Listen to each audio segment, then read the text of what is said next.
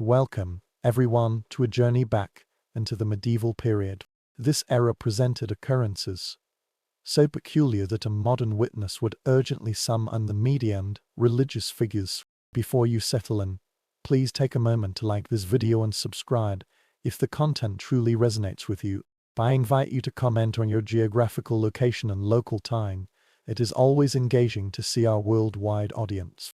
Now, soften the lighting and introduce a gentle background noise to immerse ourselves in the experience. Medieval commoners began each day anticipating routine issues like damaged tools, fermented drinks gone bad, or the spread of local rumors. They were entirely unprepared to encounter livestock birthing creations so distorted that it seemed a divine mistake. From time to time, cows delivered calves with forms so aberrant they could have been fashioned by a drunken assembly of mythical creatures. Among the typical anomalies were twins sharing one body, each head looking away, as if surveying the entire settlement with disdain. Another horror was the newborn lacking any facial structure, just a seamless, disturbing surface akin to a period minus specific fright. Occasionally, the mouth would be positioned on the crown of the head, as if nature had shuffled the components of the face. Without understanding heredity or variation, the populace immediately concluded that the skies were furious. These incidents prompted swift prophetic interpretations and the assignment of fault, frequently to an individual for a trivial action. Religious scribes arrived with great haste, treating the abnormality as a pivotal event worthy of detailed chronicling. They drew the afflicted being with the precision of master artists, and annotated it with grandiose phrases predicting disorder. All the while, the animal itself was merely present, disoriented and in need of nourishment. The villagers argued over its significance. One faction viewed it as a celestial signal, another as an infernal alert, and a minority proposed it was just an oddity of nature. Those suggesting mundane explanations were promptly overlooked. Opinions on handling the creature diverged greatly. Some retained it for perceived benefits, others interred it to ward off misfortune, and a few, with bold pragmatism, recommended consuming it. The regional noble invariably made an appearance, driven not by empathy, but by a fascination with acquiring curiosities. If a calf resembled a beast from legend, he desired it for his collection without delay.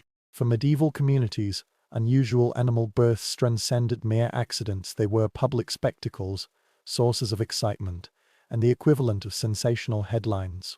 When a cow produced something grotesque, the village responded with alarm, supplication, speculation, conflict, scapegoating, and a reinforced belief in a hostile universe. Picture a world without electric light. Imagine no neon signs glowing in the night. Consider a time before you could search the internet for answers to calm your fears. Now envision stepping outside during a violent storm. You see the church spire illuminated by a bright, unearthly blue glow. It appears as if the structure is about to enchant the entire village. This was the medieval experience of street Elmo's fire. Scientifically, it is merely plasma created by powerful electric fields in a storm. But to the medieval mind, this was not a simple natural phenomenon. It was a cosmic declaration. It was a sudden shift in the divine mood. It was a supernatural event, ensuring a sleepless night. When these blue flames danced on the masts of ships, sailors reacted with profound awe. They behaved as men who believed they were in the presence of luminous angels. Some of the crew fell to their knees in prayer. Others wept openly, overcome by emotion. The ship's captain would pretend he understood the event, that he was just as bewildered. On land, the rural populace devised their own creative interpretations. If the church tower glowed, they declared demons had arrived. If a barn roof shone blue, they blamed witchcraft without hesitation. If a person's hair began to crackle with light, they assumed their death was imminent. A few courageous souls reached out to touch the phenomenon. Medieval people possessed a unique duality. They feared everything, yet still felt compelled to investigate. Those who touched the light were often thrown back by a static discharge. The village would then pronounce them spiritually touched or mildly cursed. The priesthood found great value in streak Elmo's fire. Their appreciation did not stem from understanding it. They valued it for the dramatic material it provided for their sermons. A priest would stand before his congregation and proclaim it a sign from heaven. He would do this while secretly hoping the blue light would not reappear during his watch. Travelers and merchants continuously introduced new theories about the lights each week. Some claimed it was angels, others insisted it was demons. Another theory suggested it was sea spirits climbing onto ships. Many believed it signified that someone in the community had angered God. The villagers would quickly identify a usual suspect to blame for the offense. Unsurprisingly, the noble class used the phenomenon for their own political theatre. If Street Elmer's fire appeared on the castle towers, they announced it was divine approval of their rule. The peasants working hard in the fields would quietly disagree. The truth was that Street Elmer's fire was harmless. It was simply electricity displaying its power during intense weather. Medieval people lacked this knowledge. All they knew was that their world could suddenly be bathed in an eerie blue light. It was as if everything had been dipped in magic. If you lived in an era without science books, weather forecasts, and a deep-seated belief that everything held a meaning, a glowing church spire was not merely strange. It was a message from the cosmos. Even if the message was simply, "The storm is severe, you should go back inside." In medieval Europe, an inexplicable compulsion to dance was not a cause for celebration, but a dire medical crisis. The dancing plague represented a bizarre phenomenon where entire communities would suddenly be seized by relentless, involuntary movement.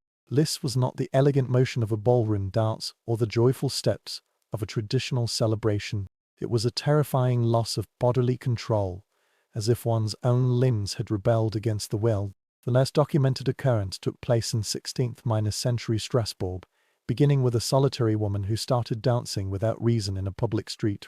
Bystanders assumed her actions would soon cease. But they weren't mistaken. Instead, her neighbors began to join her, demonstrating that social influence could overpower rational thought. In a matter of days, the number of participants swelled into the dozens. By the end of a month, hundreds were caught in the relentless rhythm. This event was the historical equivalent of a spontaneous public gathering, but with no organizer, no pleasure, and a collective desire for it to stop. Contemporary researchers often attribute these events to collective psychogenic illness. Medical practitioners of the era, however, blamed an imbalance of bodily humors, typically an excess of hot blood or outright demonic possession. When in doubt, medieval diagnoses defaulted to heated blood, cooled blood, or the intervention of the devil. Religious leaders authoritatively declared it a supernatural curse and prescribed solutions like prayer, abstinence from food, or, as a last resort, employing musicians. The idea was to coax the malevolent spirit out through continued exertion. Picture the scene: individuals forced to dance for endless hours while a nun with a comb provides vigorous accompaniment. Those afflicted were pushed to the brink of exhaustion, filled with fear and utterly bewildered. Some pleaded for physical restraint to stop their movements. Others would fall down from fatigue, only to have their bodies jerk them upright again, denying them any reprieve. They continued dancing despite immense physical suffering, extreme thirst, hunger, developing sores, and the profound shame of public spectacle. Local officials eventually intervened, motivated not by empathy, but by economic concerns, as citizens dancing themselves into destitution harmed the tax base. Their proposed remedy was to construct a platform, place the afflicted upon it, and bring in skilled musicians. If this solution seems counterintuitive, you are right. Medieval reasoning did not require coherence, it merely needed to be stated with conviction. Naturally, public reaction varied. Some residents, seeking distraction from monotony, viewed the event as free entertainment. They would remark on the dozens of people dancing uncontrollably as a novel diversion, preferable to watching livestock. Eventually, the phenomenon subsided on its own, leaving participants with lasting physical and mental scars and a community full of questions. For root causes, whether psychological strain, toxic substances, or communal anxiety, remained topics of academic debate. But among medieval people, a consensus was clear: this was the most dreadful dance event ever recorded, where participation was its own punishment. Now consider the experience of witnessing a massive gathering of birds in the modern day and feeling impressed by its size. A medieval observer would have found your reaction profoundly inadequate. What they witnessed was not a large group or a dense swarm. It was an aerial force of biblical proportions that obliterated the daylight, inspiring sheer dread. Seasonal bird movements in that era appeared on a scale that modern society can scarcely conceive. Countless bird starlings, cranes, dis, and more would ascend simultaneously, creating an immense, living cloud that blotted out the horizon. To a medieval villager, this was not a natural occurrence. It was an omen, a communication from the heavens, a threat from above, a feathered end of days. Imagine yourself as a peasant, quietly harvesting root crops, attending to your own affairs. Without warning, the sun vanishes, not obscured by weather, but by a multitude of wings. The sky darkens, the air resonates with deafening cries, and it seems as if every bird on the continent is executing a coordinated assault. The villagers responded in the only logical way, with immediate and total panic. Some fell to the ground in prayer, believing God was sending a message, and an overwhelmingly noisy one. Others were certain that the world was ending, a conclusion medieval people reached with remarkable frequency. A handful of hopeful individuals suggested it might herald good luck, while the majority feared the birds might begin abducting children. The local clergyman inevitably offered his perspective, radiating a confidence that far exceeded his understanding. He would address his flock and announce that the birds constituted a divine battalion. At that very moment, a lone goose might land near him and emit a harsh cry, as if to signal a demonic origin. The sound itself was a source of trauma, a cacophony of countless wings beating together, resembling a military drum corps combined with a tempest and divine wrath. People shielded their ears and offered prayers to heaven. Livestock erupted into chaos. Hens scrambled in pointless circles, a habitual behavior now given new context. Horses attempted to bolt from the scene. Even cats, usually indifferent to disorder, appeared unsettled. Then came the excrement. Historical records may omit this detail, but the reality did not.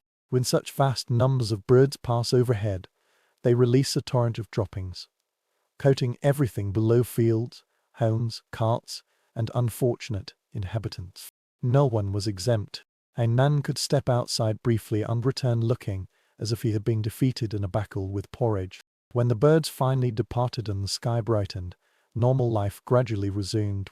The villagers expressed their relief with deep sighs. The priests acted as if they had foreseen the event all along. The birds continued their journey, completely unaware of the profound terror they had instilled. For medieval society, these avian armies were horrifying portents. For the birds, it was merely a routine day. If you were a peasant in medieval Europe hoping for a peaceful afternoon, perhaps a quiet moment to churn butter or contemplate why every part of your body ached, the single worst sight was the silhouette of the Viking longship on the horizon. That shape didn't just mean Vikings were coming, it meant Viking berserkers were arriving. These were not ordinary warriors. They were the human equivalent of an unhinged tornado clad in fur rousens. Herr Berserker entered battle in a state of trance so intense even his fellow Norsemen likely thought, "This one needs help." They were infamous for charging into combat without armor, without fear, and frequently without shirts. Nothing declares "I am here to obliterate," like voluntarily exposing your torso to Scandinavian winds. To a medieval peasant, watching a berserker in action was like seeing a myth become reality. A loud, sweat-drenched, and terrifying myth. These fighters would howl like animals, tremble with rage, gnaw at the rims of their shields, and fan at the mouth like wolves who had discovered caffeine. Their eyes grew wide, their veins bulged, and they sprinted into the fray at a pace that defied reasonable physics. Imagine you're a farmer harvesting turnips when a large, blond, shirtless man barrels toward you, shrieking like a kettle left too long on the flame. Your first thought wouldn't be battle strategy. It would be, "I am about to become a tragic footnote in a monk's chronicle." Modern historians enjoy explaining berserkers with phrases like psychological warfare, battle trance, and possible hallucinogenic intake. Medieval villagers had a simpler theory: this man is possessed by something large, angry, and definitely not house-drained. Some were convinced berserkers' shape shifted into bears or wolves mid-fight. Others believed they were immune to weapons, a myth, but a terrifying one. Many swore their battle cries could make livestock faint. Given the sensitive nature of medieval farm animals, that might have been true. Then, there was the peculiar habit of shield minus biting. Berserkers would clamp their teeth onto their wooden shields, as if trying to consume the very object meant to protect them. Peasants who witnessed this didn't think, an intimidation tactic. They thought, HES eating his shield. We might be next. Even among other Vikings, berserkers were treated with caution. They were the colleagues you avoided eye contact with. The raiders invited to the fight, but not the feast afterward because no one wanted to see them attempt to drink mead calmly. To medieval Europeans, berserkers weren't just unusual. They were waking nightmares shirtless roaring, fueled by rage. And you can be sure every villager who saw one charging in their direction thought the same thing. That's it. In moving inland, minus if there was one thing medieval people did not need in their already difficult lives, it was rain the color of blood falling from the sky. Ordinary rain was troublesome enough it ruined harvests, flooded pathways, and transformed fields into deep, smelly mud that reeked of animal regret. But when the rain turned red, villagers collectively sighed. Well, the apocalypse is here. Finally. Scientifically, the phenomenon is straightforward. The storms from distant deserts can carry iron-rich particles high into the atmosphere, where they mix with rain clouds and tint the falling water reddish. But medieval people had no access to meteorological science. Their worldview was simpler. If something strange happened, it was either a message from God, a memo from the devil, or Margaret the peculiar neighbor dabbling in forbidden arts again. The first time crimson rain reached a village, the reaction spanned from terrified screams to even louder terrified screams. People ran through the streets yelling about omens, plagues, and in one recorded case, the sky is bleeding, which, to be fair, is a perfectly reasonable conclusion if you've never heard of oxidized mineral dust. Crops splattered with scarlet droplets were declared cursed. Laundry left outside was hastily burned. Animals spotted with red were assumed touched by demons. It was somewhere in the chaos, a monk was always present, quill in hand, writing solemnly today. The heavens wept blood, a statement that soothed exactly no one. Priests scrambled to hold emergency prayer services. Whole congregations stood outside in the very rain they feared, pleading for heavenly mercy while being drenched in ominous red drops. Some swore they could smell methyl in the air, which, technically, they could, but they interpreted it as the scent of divine disappointment. Meanwhile, the more practical minded collected the rainwater for inspection, hoping to determine if it truly was blood. It wasn't. But in medieval logic, it looks like blood and falls like rain, so clearly it's supernatural. Anyone proposing a natural cause was swiftly told to be quiet. Nobody wanted rational explanations during a divine crisis. The animals, of course, were unbothered. Sheep grazed peacefully in fields now dotted with red. Horses drank from puddles tinted like wine. Chickens stared upward blankly, as if to say, "We've seen stranger." Eventually, the storm passed. The sty ceased its bleeding, and villagers returned to their normal lives which, for medieval people, still involved famines, taxes, dubious bread, and the occasional Viking raid. The blood rain was the end of the world. It just felt like it, and that was enough to fuel panic for a generation. If you believe contemporary accounts of unidentified flying objects are extraordinary, consider the meticulous records kept by medieval monks. These men were not browsing social media in the early hours. They were sober, celibate, overworked, and profoundly bored. When they witnessed unusual celestial events, they did not dismiss them as atmospheric phenomena. They seized their writing instruments, as if tasked with documenting the final judgment. Medieval chronicles contain reports of fiery wheels, flaming shields, luminous ships, and floating spheres drifting across the heavens. They documented every conceivable shape, except those easily explained. Their personal skepticism is often implied. Imagine the scene. A monastery at dusk. Monks engaged in serene chanting. Suddenly, Brother Thomas bursts inside, exclaiming that the sky is both aflame and rotating. The monks rush out, observe the spectacle, likely a meteor, halo, or complex optical illusion, and immediately conclude the event is a divine test, a warning, or simply celestial theatrics. One brother might cautiously suggest an actual origin, perhaps light playing upon clouds. He is instantly ignored, for these men did not dedicate their lives to transcribing sacred texts, only to accept mundane explanations. Their reports were remarkably detailed. Some monks sketched the objects with surprising precision. Surviving manuscripts show circular flaming shapes, swirling discs, bright arcs, of even forms resembling glowing, misshapen pastries traversing the heavens. Had one drawn a classic saucer, modern historians would still be grappling with the interpretations. Reactions varied.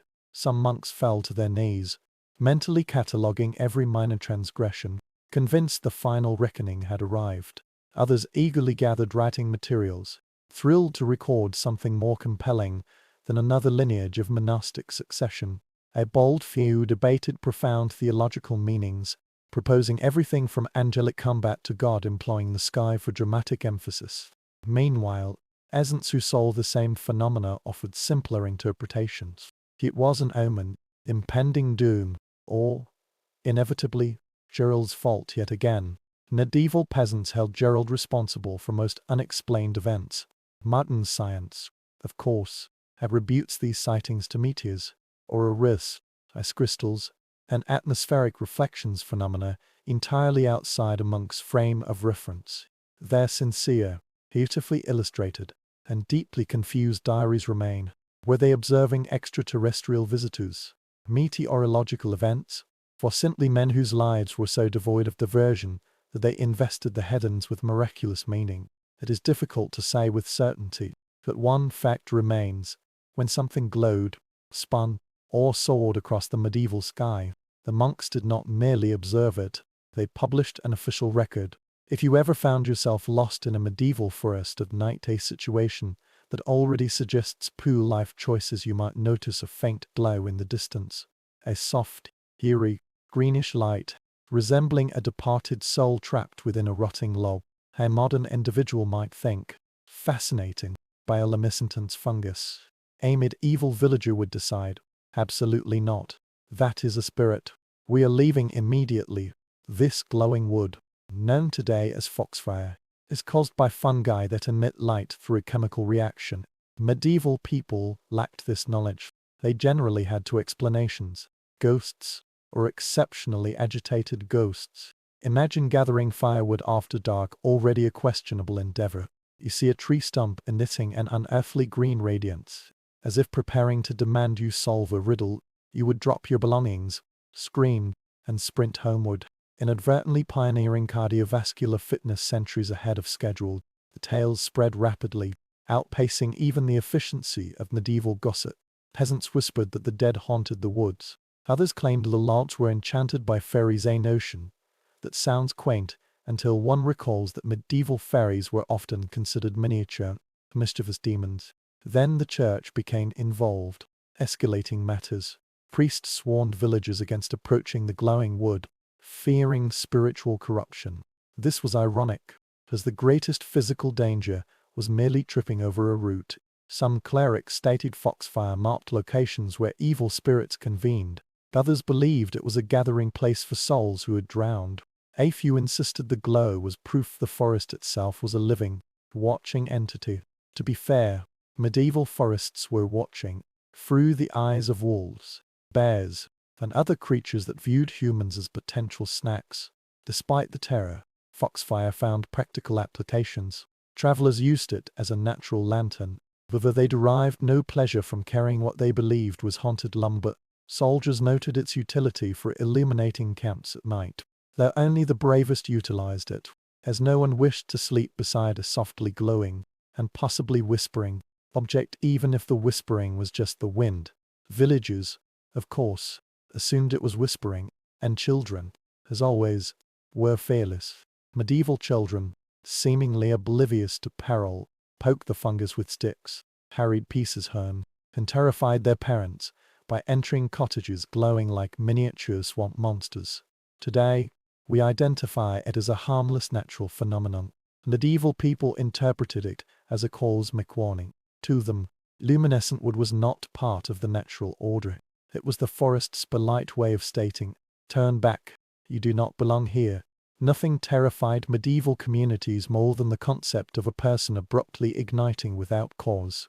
Life was already arduous: plagues, taxes, bread of dubious quality, Viking incursions. The final inconvenience they required was spontaneous human combustion ariding to ruin an otherwise ordinary evening.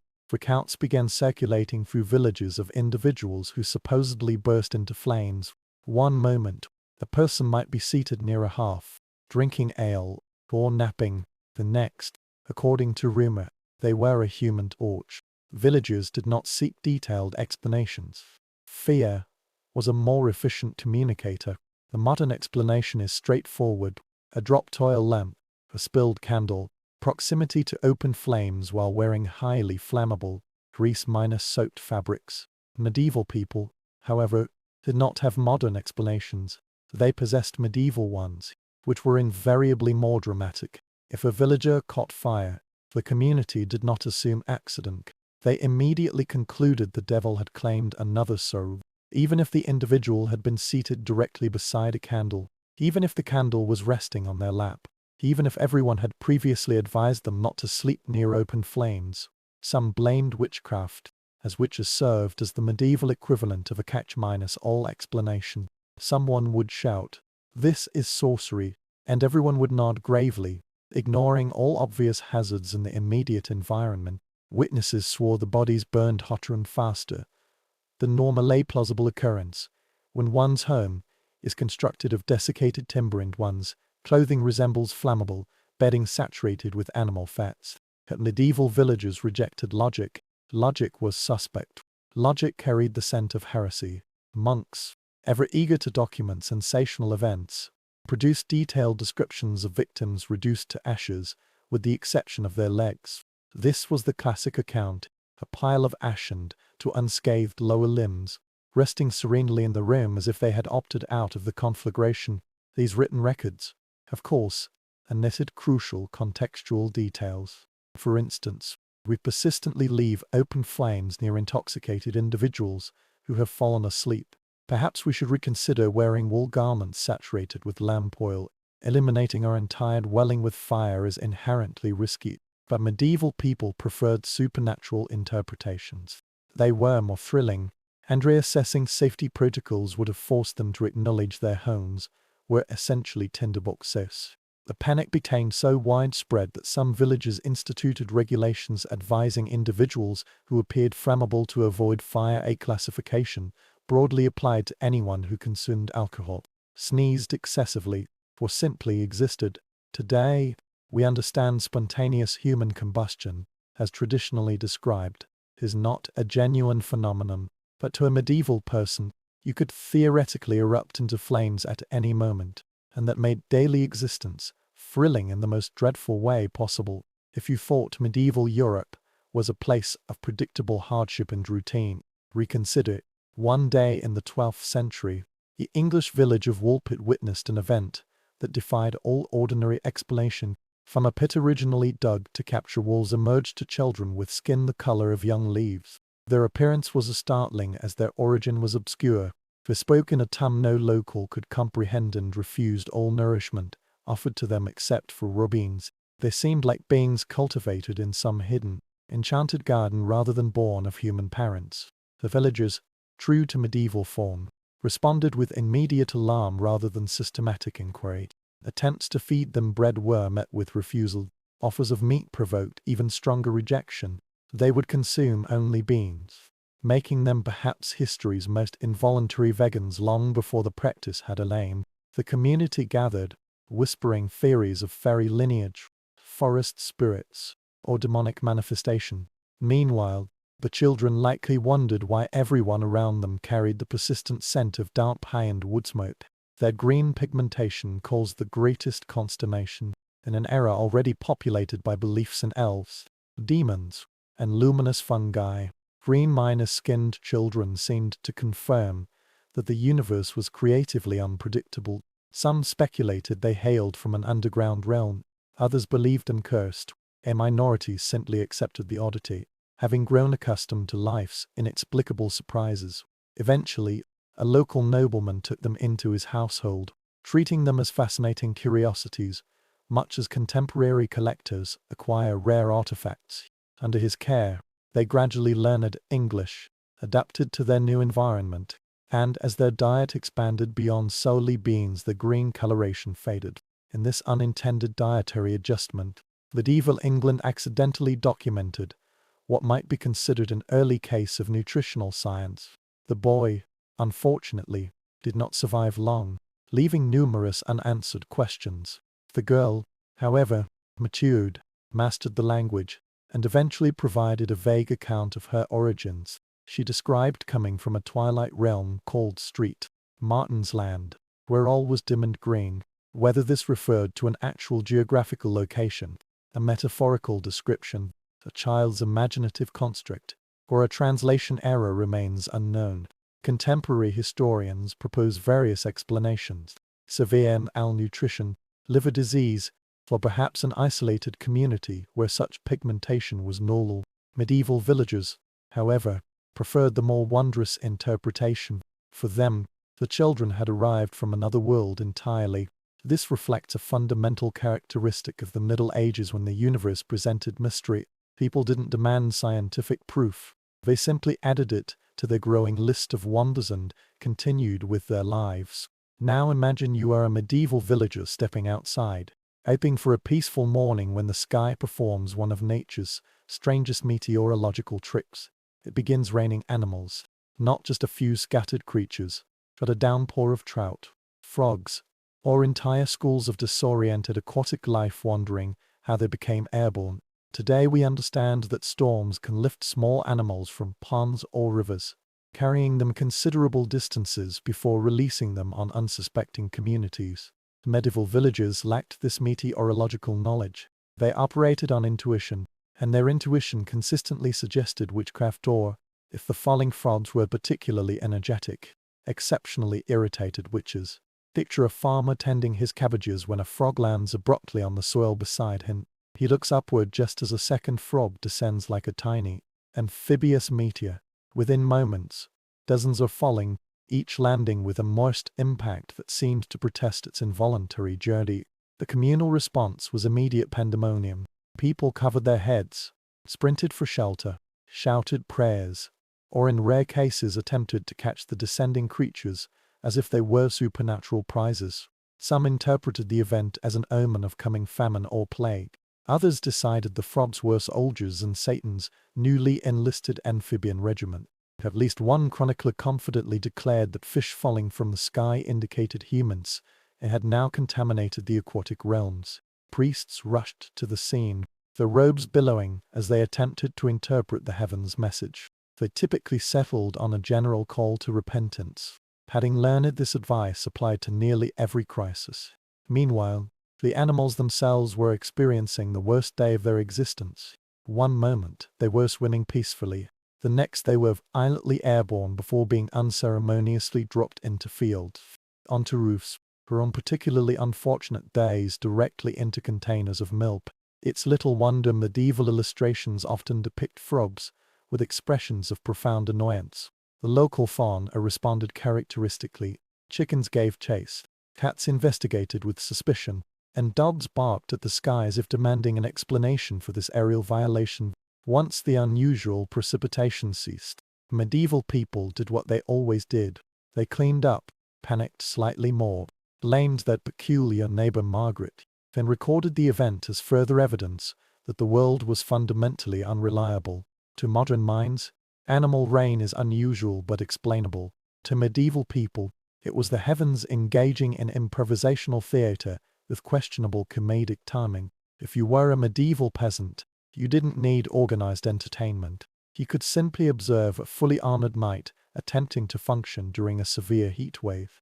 Nothing so perfectly illustrated the paradox of noble status as an aristocrat slowly roasting inside 30 kilograms of metal while insisting everything was perfectly manageable. Imagine a sweltering summer day.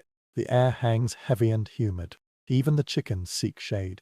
Then along the horizon appears a knight, trotting in full plate armor, essentially a noble sonner accompanied by a horse. Peasants would pause their labor to watch, not with admiration but with profound confusion. Knights essentially wore portable ovens. A village blacksmith could have prepared a meal using a night's sun-baked chest plate as a cooking surface. Yet knights refused to remove even a single piece of their armor, not for practical safety, but because medieval nobility operated under significant constraints. Immense pride and minimal understanding of heat stroke. A knight could be drenched in sweat, swaying in his saddle, breathing like an overworked bellows, and still declare, "Nay, good sir, I am perfectly comfortable." Meanwhile, his horse was undoubtedly reconsidering its life choices. Observers suffered secondary heat exhaustion merely from watching. Blacksmiths, who understood metal's properties, looked on with horror, whispering predictions about internal cooking, while the knight loudly proclaimed his armor as his honor just before fainting dramatically into the nearest haystack. During tournaments, conditions worsened. Knights clashed across fields like overheated kitchen implements. Many wore padded gambesons beneath their armor that functioned as thermal insulation, excellent in winter, catastrophic in summer. One could practically hear the sizzling. A training was equally brutal.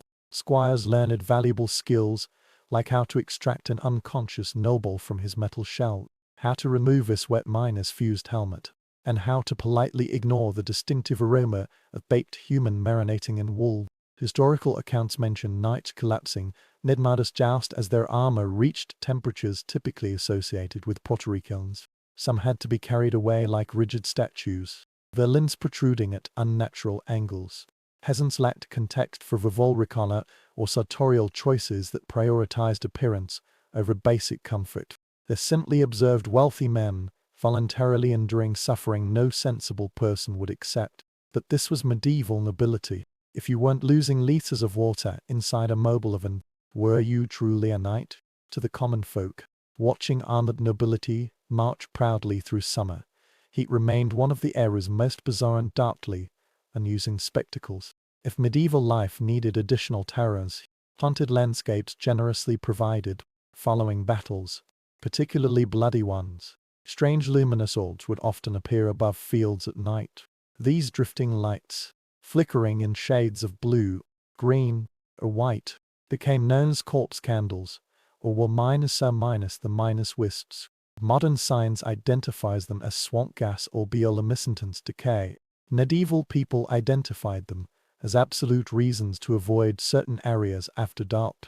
Imagine reveling home at night in an era when darkness itself held danger's wolves, bandits, plague, and Margaret's questionable cooking. Suddenly you notice a soft, glowing sphere hovering over the last month's battlefield. It bobs, sways, and brightens, and you immediately regret not having finalized your will. These lights frequently appeared where groundwater interacted with decomposing organic matter. Gases released during decomposition would occasionally ignite or reflect light, creating phantom glows that gave even seasoned knights second thoughts. Villagers applied predictable medieval logic. The lights were spirits of the unquite dead, demonic manifestations, or fairies luring travelers to their doom. Someone always suggested it was Gerald's fault, demonstrating how medieval communities maintained their designated scapegoats. Parents used these lights as pedagogical tools, warning children that straying at night would lead to being drawn into marshes by lights. The irony was that the actual danger was the marsh itself, not the ethereal glow.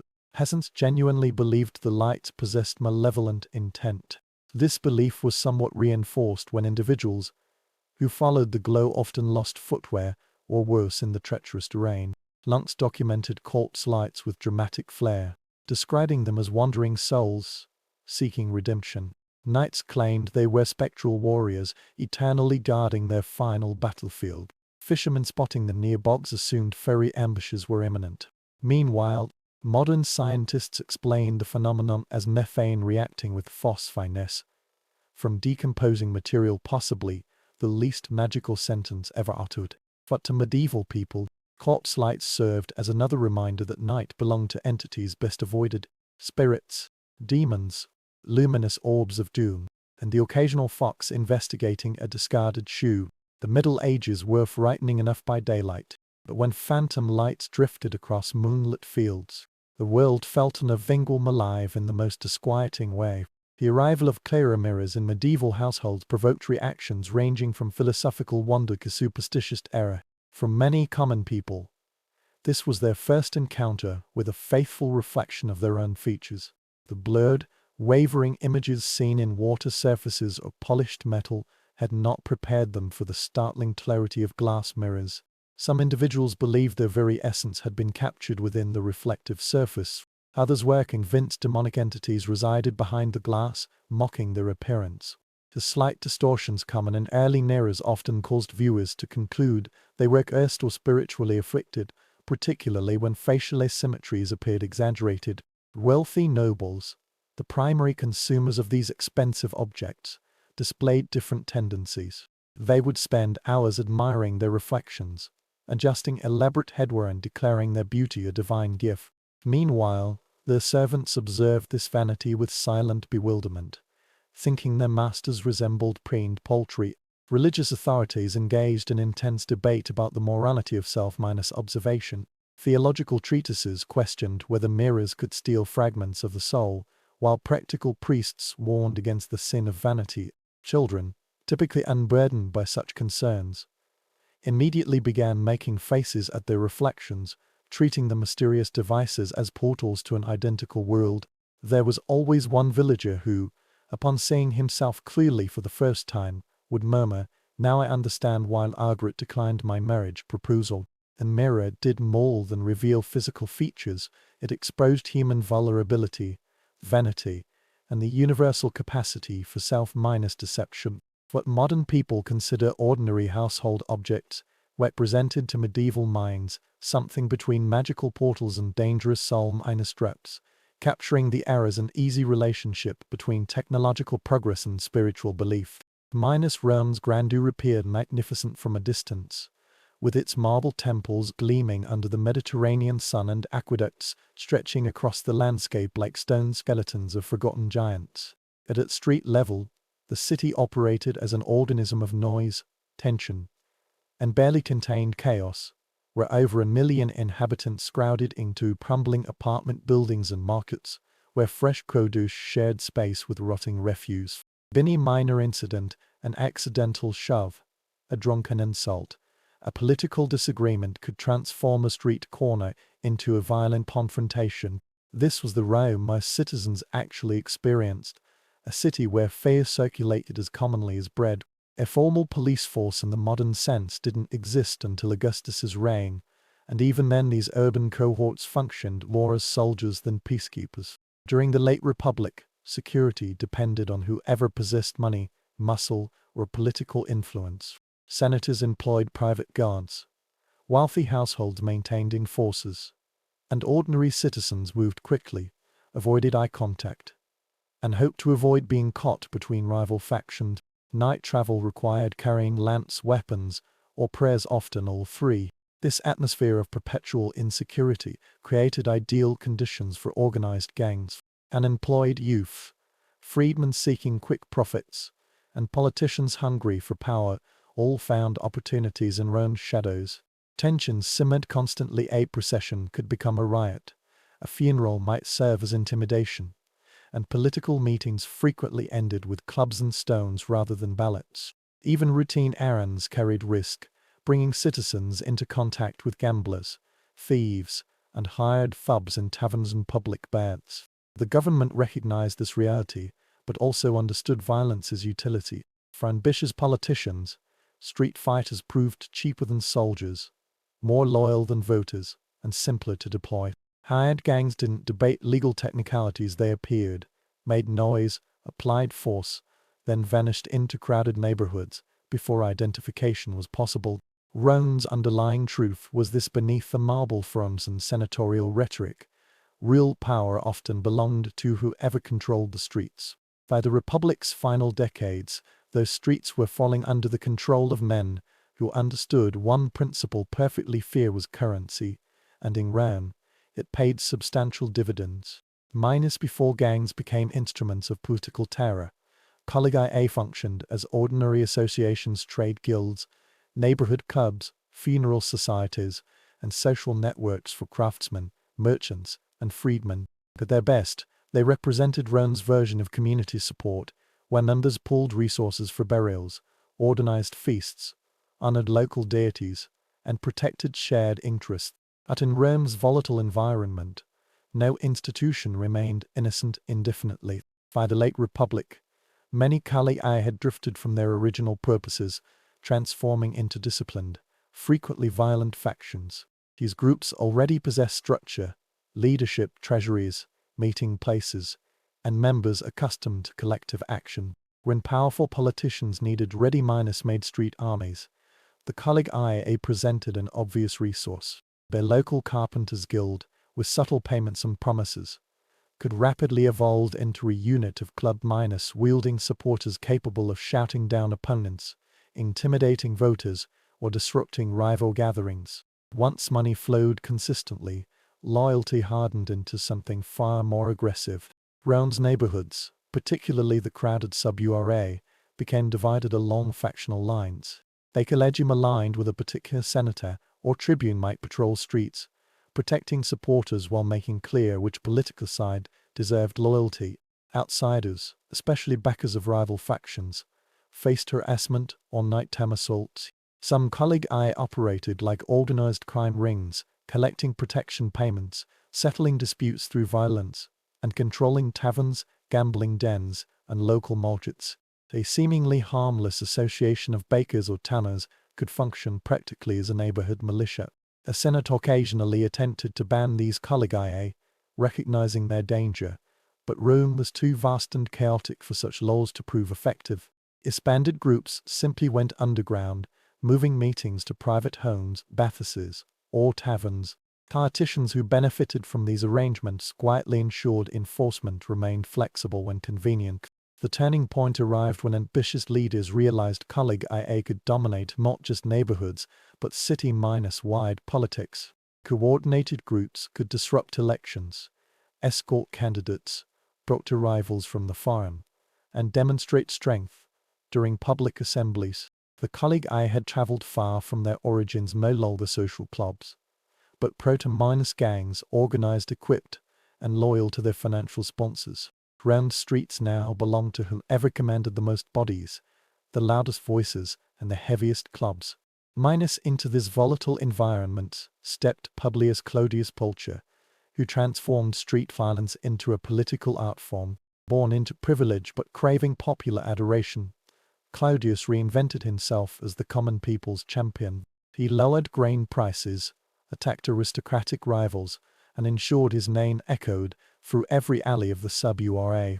His true genius and danger emerged from how effectively he weaponized the colleague. Upon becoming tribune in 58 BCE, he legalized the very associations the Senate had banned. This restoration wasn't charity, but strategy. Clodius was converting neighborhood networks into a personal army. Under his patronage, these colleague expanded rapidly. Their leaders gained prestige, their members received regular payments, and their loyalty was rewarded with influence. Within months, Clodius commanded Rome's most powerful gang network. With this force behind him, he dominated public spaces. Followers escorted him like royalty, chanting his name, carrying clubs, and clearing his path. Elections became intimidation spectacles. Rival speakers at the forum found themselves drowned out or driven away. Senators who opposed him avoided public appearances, fearing ambushes. Even Cicero, possessing Rome's sharpest tongue, fled the city when his house burned, property confiscated, allies threatened. Clodius's organization wasn't merely large, it was sophisticated. Members trained together, marched in formation, and followed precise commands. They controlled key districts, monitored intersections, and watched political gatherings. During festivals or public games, they appeared en masse, demonstrating to both city and senate that Clodius held power measured not in laws but in violence. But his rise provoked an equal reaction. His boldness alarmed rivals, particularly those believing the republic should be governed from the Senate floor rather than the streets. Eventually, one man emerged to challenge him directly, matching gang for gang, blow for blow. For now, however, Rome's Clodius's arena, his voice echoing through its streets, his men ruling its neighborhoods.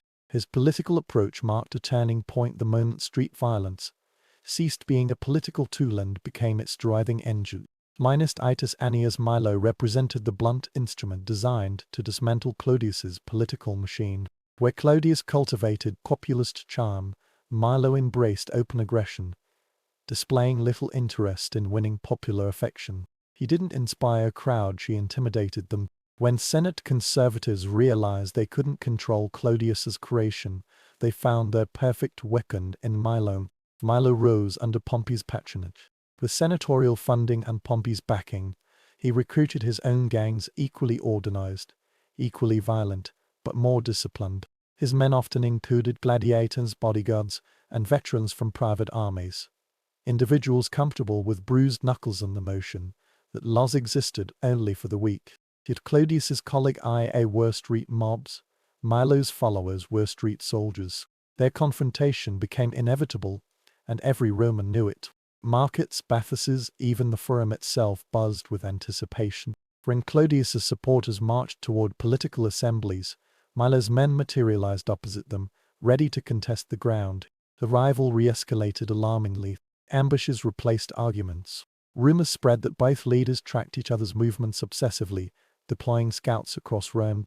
An ordinary cross-minus city journey became a tactical maneuver. Even priests and officials tread carefully. Temples, marketplaces, and public festivals no longer guaranteed safety.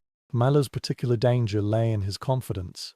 While Clodius cultivated image, Milo embraced raw intimidation. He appeared openly armed, patrolling Rome's main streets with gladiator escorts. Crowds parted not from respect but survival instinct. For the first time, Clodius faced an opponent unimpressed by his tactics, unwilling to retreat, and incapable of being bullied. Rome had become a chessboard with two kings, each moving gangs as pieces, each awaiting decisive, catastrophic collision. Everyone sensed that when Clodius and Milo finally met without restraint, the outcome would shake the Republic's foundations. By the 52nd BCE, Rome no longer functioned as a capital of laws, but as a city under siege. Ordinary citizens learned to read their environment like battlefield maps. The Subium belonged to Clodius. The Palatine slopes leaned toward Milo, and the Forum, Rome's sacred civic heart, became somewhere no one lingered unnecessarily.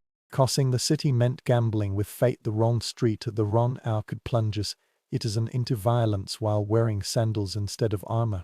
The escalation occurred gradually, then suddenly. It began with chants, insults, and fist fights. When fists proved insufficient, gangs standardized clubs, then employed sling bullets. Some members concealed daggers beneath tunics. Gladiators meant reign to kill for entertainment became prized assets. To the Senate's horror, Rome's sacred processions and religious festivals became invitations for violence. Funerals triggered riots, public speeches ended in stampedes, and temples offered no sanctuary. Even priests hesitated to intervene when gangs clashed on sacred steps. Clodius perfected overwhelming spectacle when he marched through Rome. His mobs filled entire streets, chanting his name, waving torches, blocking traffic, and intimidating opposition. Milo responded not with spectacle, but precision. His men moved in smaller, sharper units, gladiator squads ready to break crowds with brutal efficiency.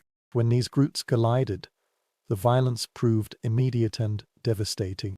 People died, many more sustained injuries, yet neither side relented.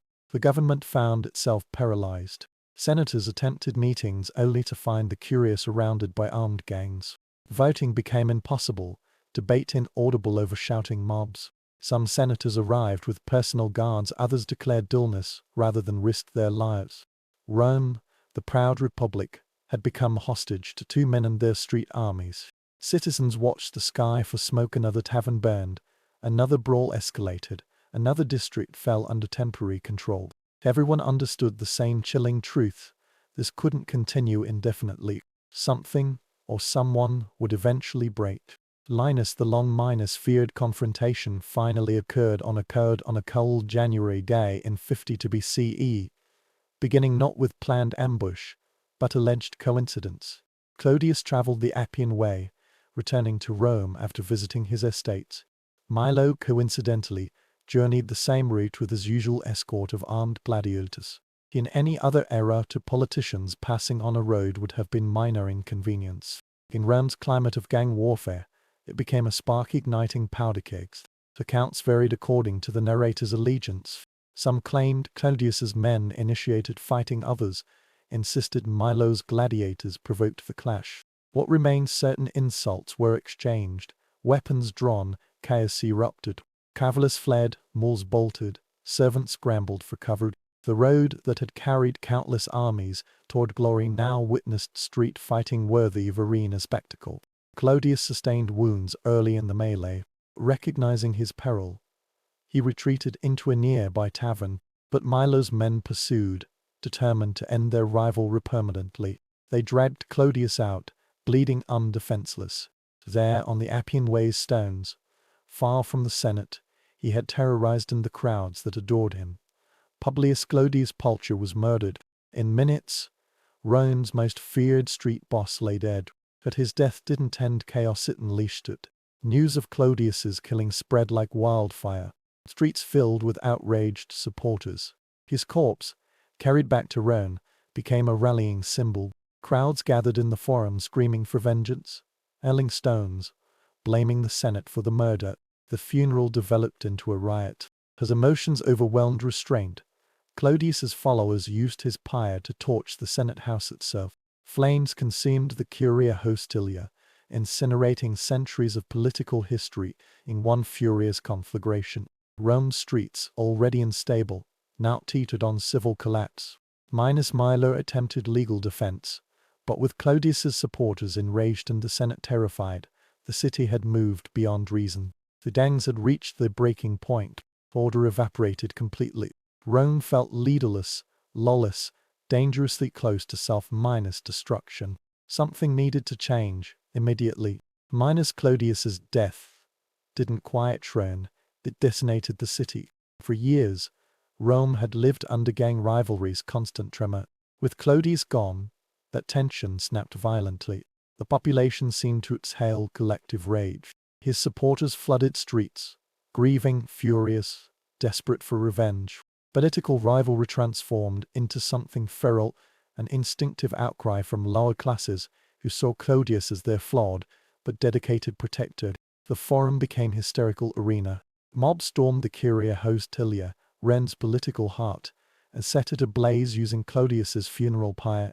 Flames shot into winter air, devouring roof beams, statues, documents, and the Republic's symbolic dignity. The Senate watched helplessly as their meeting house, more sacred than many temples, collapsed into glowing ruin. The message was unmistakable: street power ruled Rome, not senators in white togas. Violence continued unchecked. Clodius loyalists patrolled city, attacking anyone suspected of supporting Milo. Vendors shuttered stalls, taverns boarded windows. Families barricaded themselves inside apartments, praying fighting would pass them by. Rome's night sky glowed orange from scattered fires. Screams echoed through streets where the only law was whichever gang arrived first with torches and clubs. The Senate, ordinarily paralyzed by debate, now found itself paralyzed by terror. Many senators fled to country estates. Others barricaded themselves in urban villas. Those attempting meetings dispersed when mobs gathered outside. For Rome, the Republic's proud capital, functioned less like city and more like hostage situation. Every decision stalled, every proposal drowned in fear. Making matters worse, the year's consuls provided little leadership. With one effectively powerless and the other overwhelmed, authority evaporated completely. Elections proved impossible. Assemblies couldn't convene. Even basic functions, grain distribution, justice administration, public maintenance halted. Rome teetered on collapse's edge, and everyone knew it. Amid this chaos, one frightening idea circulated among senators: the Republic needed a strong hand, someone with soldiers, authority, and sufficient presence to walk into the forum without being swallowed by mobs. The Senate didn't speak the name aloud initially, but everyone knew their meaning: Pompey. The same Pompey who had dominated 3 continents, who had backed Milo, who now watched Rome burn. Rome had reached the point where even senators, men who loved debate more than breathing, agreed on one reality: the chaos must end. Linus thus Rome turned to Pompey the Great, granting him extraordinary powers to restore order. The move clipped with irony. The Republic, terrified of one-man rule, now begged for it. Pompey, cautious but calculating, accepted. With his new authority came security forces. Reorganization, most famously, the Praetorian Guard's rise. Originally, Praetorians referred to elite soldiers protecting generals and battlefields. But Pompey transformed them into something entirely different: a permanent, powerful urban force stationed in Rome. Their mission was clear: end gang violence, restore stability, make streets safe enough for senators to venture out again, without being clubbed into political agreement. For ordinary Romans, their arrival felt like thunderclaps. These weren't thumbs with clubs or gladiators with swagger. Praetorians wore polished armor, marched in formation, carried military discipline. When they patrolled, their boot sound echoed like warning. Days of unchecked street violence ended. Ends that once strutted through taverns and markets now scattered at first sight with Praetorian helmets. Their presence alone shifted power balance. Milo's men, suddenly hunted, couldn't roam freely. They were confronted, dispersed, arrested, or driven into hiding. Clodius's remaining loyalists, legalists and facing professional soldiers, collapsed almost instantly. Areas like Sabura, once noisy factional hubs, were swept clean with ruthless efficiency. Order didn't return gently. The Praetorians were soldiers, not police. They enforced Pompey's will with uncompromising force. Raids became common, streets were searched, taverns emptied, suspects detained without ceremony. Citizens, though relieved, also felt unease. Rome had traded mob rule for militarized authority. But immediately following Clodius's murder, the city needed that iron fist. Fires died down. Elections under heavy guard were finally held. Milo, the streets, other warlord, was exiled. His gang scattered like dust. Rome breathed again, though shakily, like patient recovering from long fever. The Praetorians had restored order, but they'd also shown Rome something dangerous: how easily power could flow from Senate to single man backed by soldiers. The Republic had survived gang wars, but it had taken decisive step toward different governance. Minus with Praetorians enforcing order and Milo exiled, Rome experienced fragile calm. That beneath that quiet lay deeper transformation, one that would reshape the Roman world. The gang wars had revealed something the Republic never wanted to admit: the Senate couldn't protect its own capital, not from mobs, not from warlords, not from itself. Once people saw soldiers restoring order on streets, it became difficult imagining Rome functioning without them. Pompey, briefly, became the city's guardian. His authority approached absoluteness, and the Senate, once proud, argumentative, fiercely independent, now relied on him like frightened patient clinging to doctor. But Pompey's power carried cost. It established precedent. If one man with troops could save Rome from chaos, why not permit one man ruling permanently? Why bother with elections, laws, centuries of tradition, when order came from military discipline rather than political debate? The Praetorians, meanwhile, remained. Their presence altered daily life. They monitored crowds, guarded officials, became permanent feature of Rome's political machinery. As decades passed, their influence grew. Augustus, observing the late Republic's failures, recognized street violence had taught Romans uncomfortable truth: stability required central figure. So he retained the Praetorian Guard, expanded it, formalized it, placed it directly under his control. Augustus succeeded where Milo and Clodius failed. He monopolized force legitimately. Ironically, the very gangs that once terrorized Rome helped shape imperial foundations. The street wars revealed decentralized power's weakness, proving Republic dependent on private muscle couldn't survive. By Emperor's era, Rome no longer tolerated independent gangs marching through neighborhoods. Only one gang could wield force: the Emperor's. But that security's cost proved enormous. The Praetorian Guard eventually became kingmakers, assassins, manipulators interfering in imperial succession, selling emperorship to highest bidder. The Republic had feared mob rule, yet avoiding it. Rome embraced military rule instead. Looking back, Claudius and Milo's days seemed like chaotic sideshow, but they were for a more they were breaking point. The Mandate Republic realized it needed something stronger than itself to survive. Rome survived the gangs, but it didn't survive the cure. The United States stood divided in 1860. The industrialized East felt distant from the raw western frontier. Communication between them was dangerously slow. A letter could take months to travel from Missouri to California. This delay became a strategic threat. A civil war loomed. The nation desperately needed faster connection. This urgency birthed a profoundly daring enterprise. 3 businessmen conceived a radical solution. They proposed a relay of solo riders on swift horses. These riders would cross 1,800 miles of brutal terrain. Their goal was to deliver mail in just 10 days. The plan demanded immense logistical precision. Over 150 relay stations were established. Each station kept fresh horses ready. The critical component was the mochila. A special leather mail pouch had 4 locked compartments. It could be transferred between horses in under 2 minutes. The riders themselves were selected for a specific profile. They sought young, skinny, weary fellows. They preferred expert riders willing to risk death daily. Orphans were explicitly preferred. These young men were drawn by more than pay. The danger and the glory called to them. On April 3, 1860, the first rider departed. He left from Streak, Joseph, Missouri, before a cheering crowd. The Pony Express was officially born. It operated with the rhythm of a precision machine. Riders became legends through their endurance. They faced blizzards in the Sierra Nevada. They endured scorching heat in the Utah desert. They risked attacks during the Paiute War. Stations were burned to the ground. Station keepers were killed in the conflict. Through it all, one rule was absolute. The mail had to go through. Riders carried revolvers for protection. Their primary defense, however, was speed. A fast horse was their most vital asset. For 18 months, it was more than a mail service. It was a powerful symbol of connection. It carried news of Lincoln's election. It delivered word of the secession crisis. Its speed provided a crucial nervous system. It served a nation on the brink of collapse. But even as the Pony Express reached its peak, a different technology was quietly advancing. The telegraph was stretching its wires westward. This new system moved faster than any horse. It never required sleep. It was indifferent to storms or ambushes.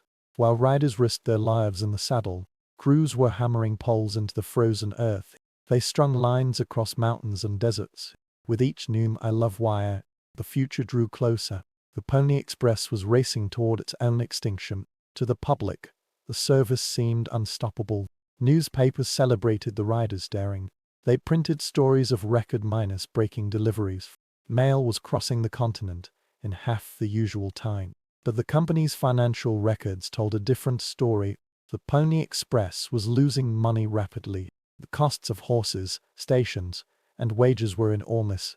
Income from postage could not cover the expenses. The federal government saw a better solution. It was investing heavily in the telegraph. It would not rescue the struggling pony riders. Telegraph crews faced their own dangers. Storms tore down their lines. Mountains resisted their progress. They were attacked during the Paiute War, but they kept building, pole by pole.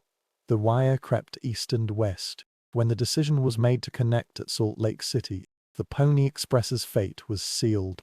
Riders could feel the change coming. Station keepers heard the rumors. "They're only 100 miles away," they'd say.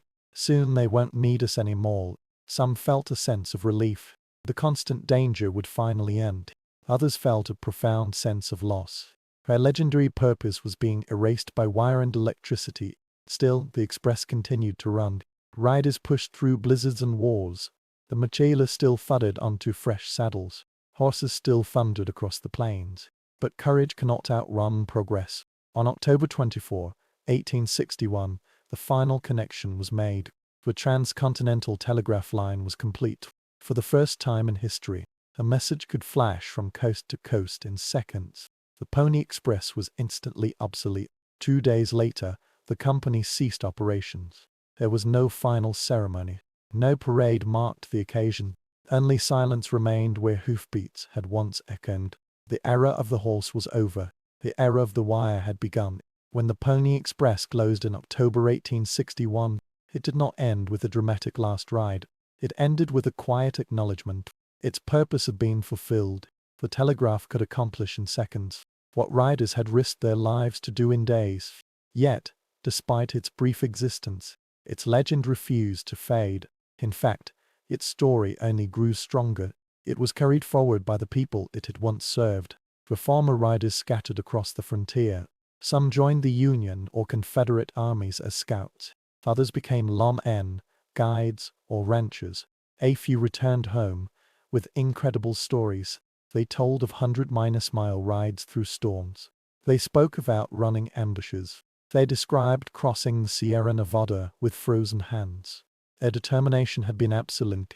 These stories traveled from saloons to newspapers. They were shared around family hearths. Each retelling polished the myth a little more. The Pony Express became larger than life. The stations slowly fell into ruin. Some collapsed in storms. Others were swallowed by shifting sands. A few were preserved as historical reminders. Their weathered timbers stood as silent monuments. They marked an age when speed was measured in hoofbeats. The express lasted only 18 months, but it represented something far greater than mail delivery. It symbolized the courage required to bind a fractured nation. At a time when the United States was tearing apart, these young riders helped maintain a connection. Their speed gave Americans a sense of unity. It was a unity that was rapidly vanishing. The telegraph made the Pony Express obsolete, but it could never erase the romance. The image of a rider against the setting sun, the mochila slung over his saddle, the fearless sprint into darkness, trusting only his horse and his instincts, the stubborn refusal to quit, even when the world was against him. In many ways, the Express was the final breath. It was the last heroic gasp of the old frontier. It ended just before technology transformed the West forever. It marked the end of a world where a single rider could carry the nation's voice. He would race across mountains to deliver it. The hoofbeats eventually faded from the plains. The legend never did. The Pony Express proved a profound truth. Sometimes the shortest stories burn the brightest.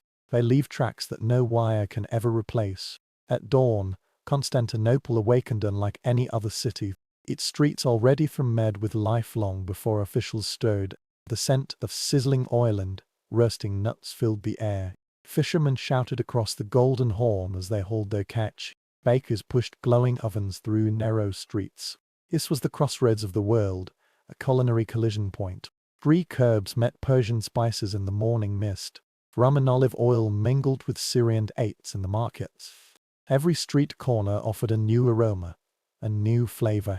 The city breathed the essence of 3 continents. By mid-morning, the markets reached their full roar. The Forum of Constantine buzzed with a dozen languages. Traders from Cappadocia offered blocks of salted cheese. Syrian merchants displayed jars of fragrant sesame paste. Egyptians unloaded sacks of lentils and bright spices. From the Black Sea came barrels of salted fish and caviar. Each arrival led to the market's endless feast.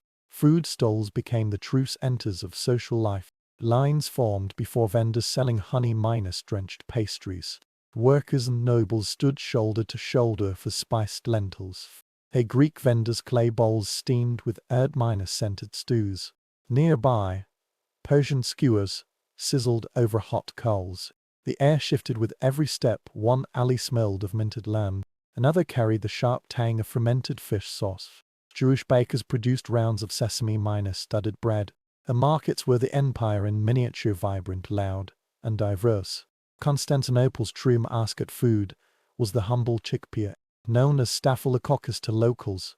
These golden spheres fueled the city.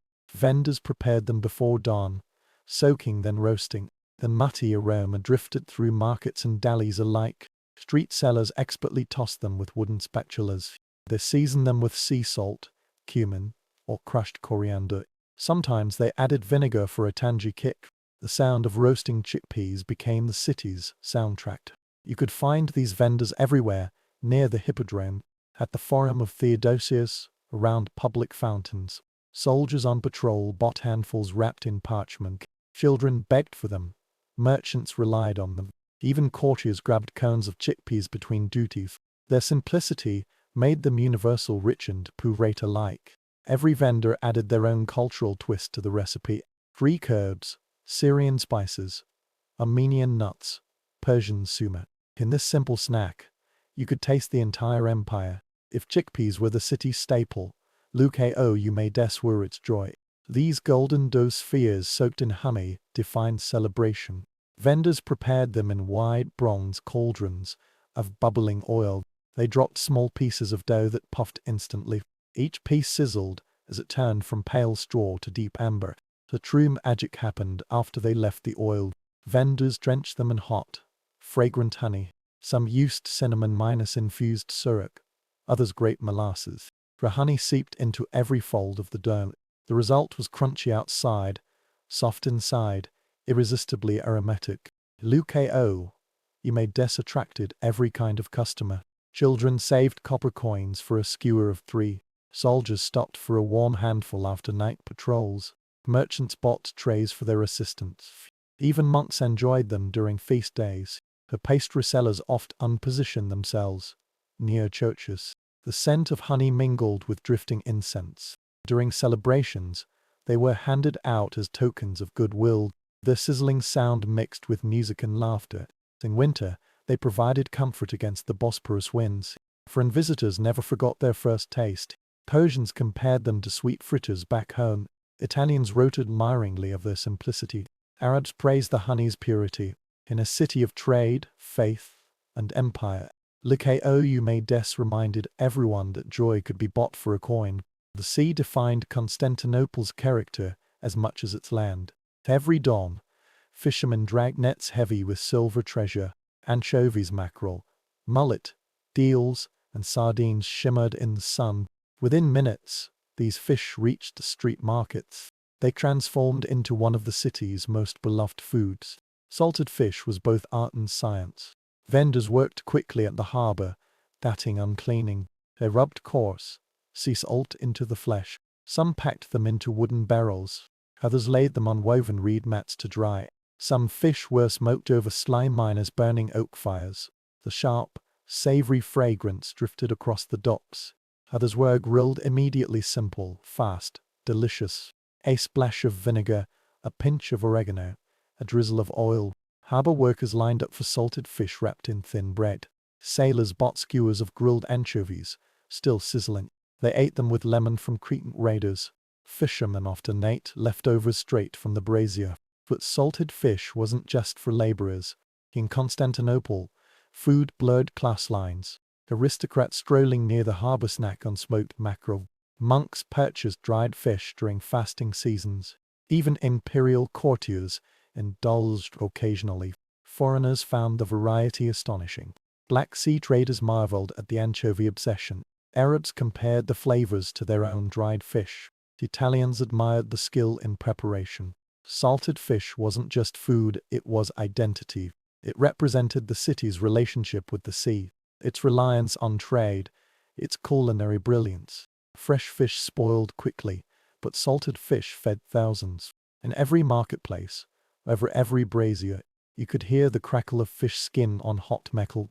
You could smell the taste of the Bosporus itself. If the scents of fish and chickpeas defined Constantinople's energy, wine minus soaked figs defined its soul. They were the street snack that felt like luxury.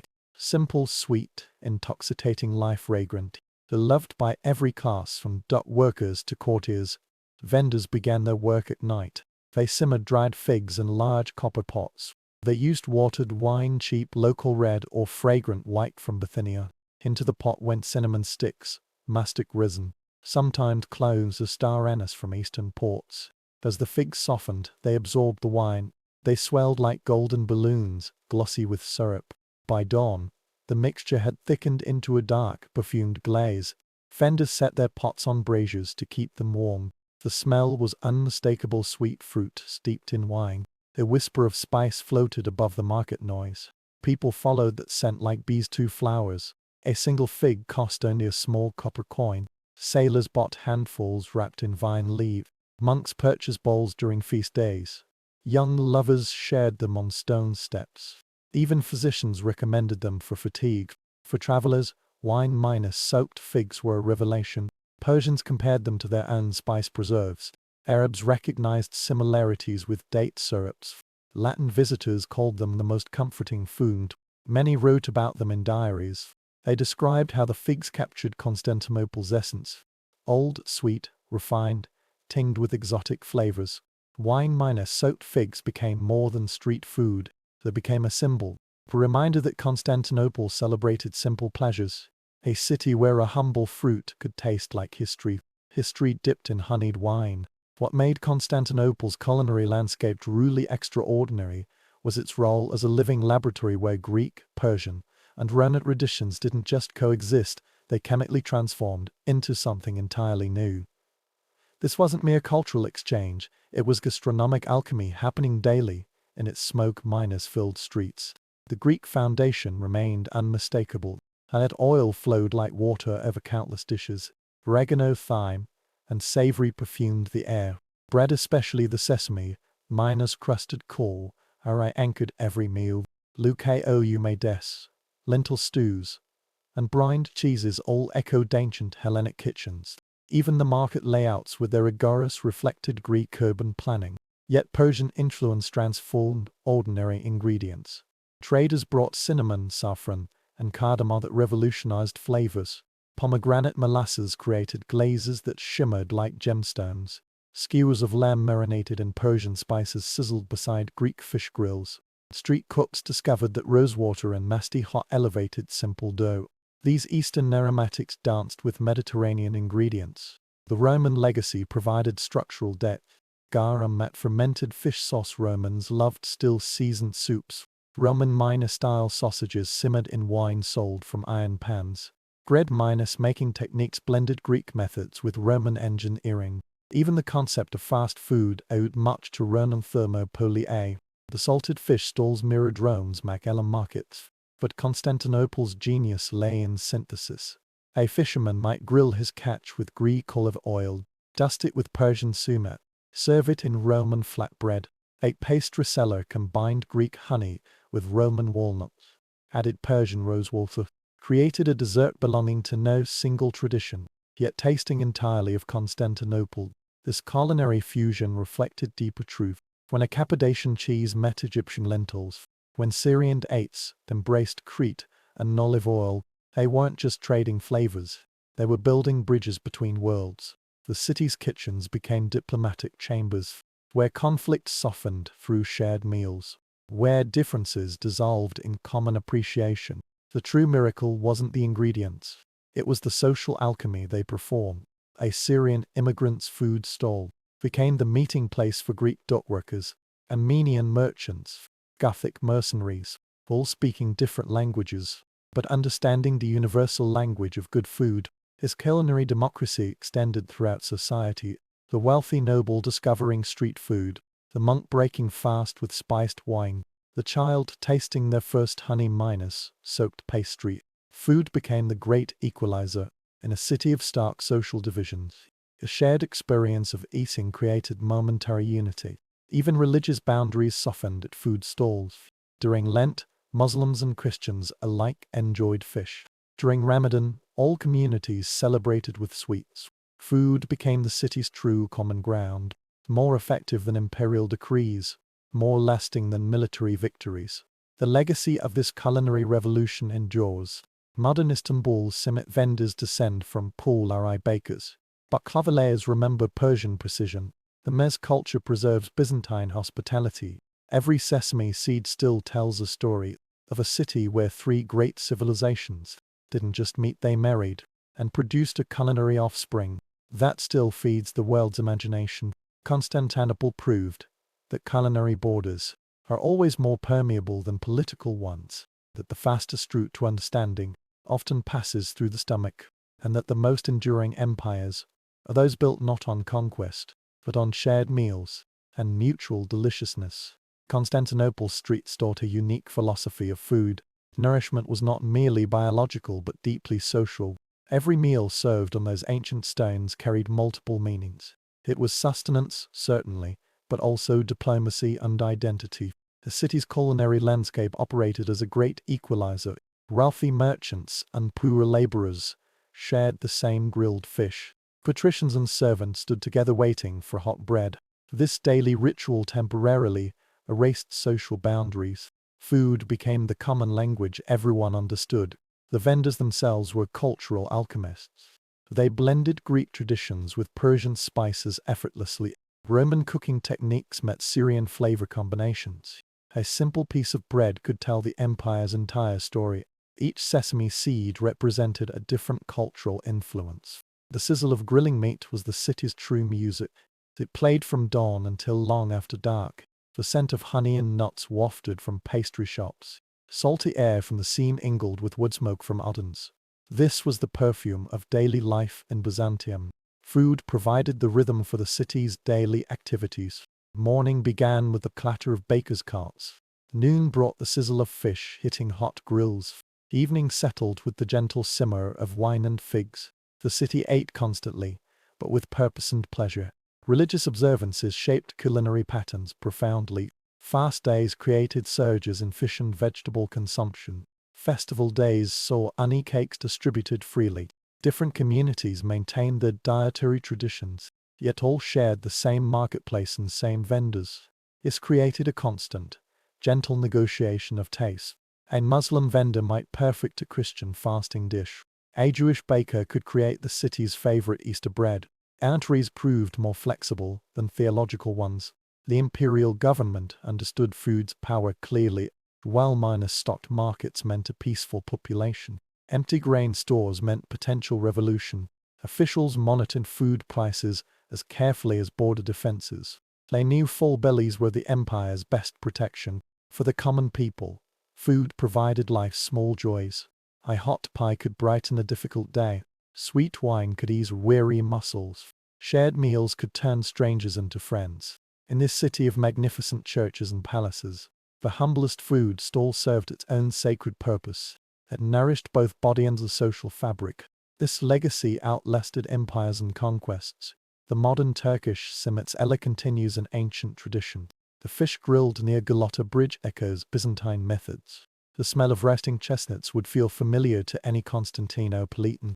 The city changed rulers' languages and religions, but its fundamental relationship with food endured.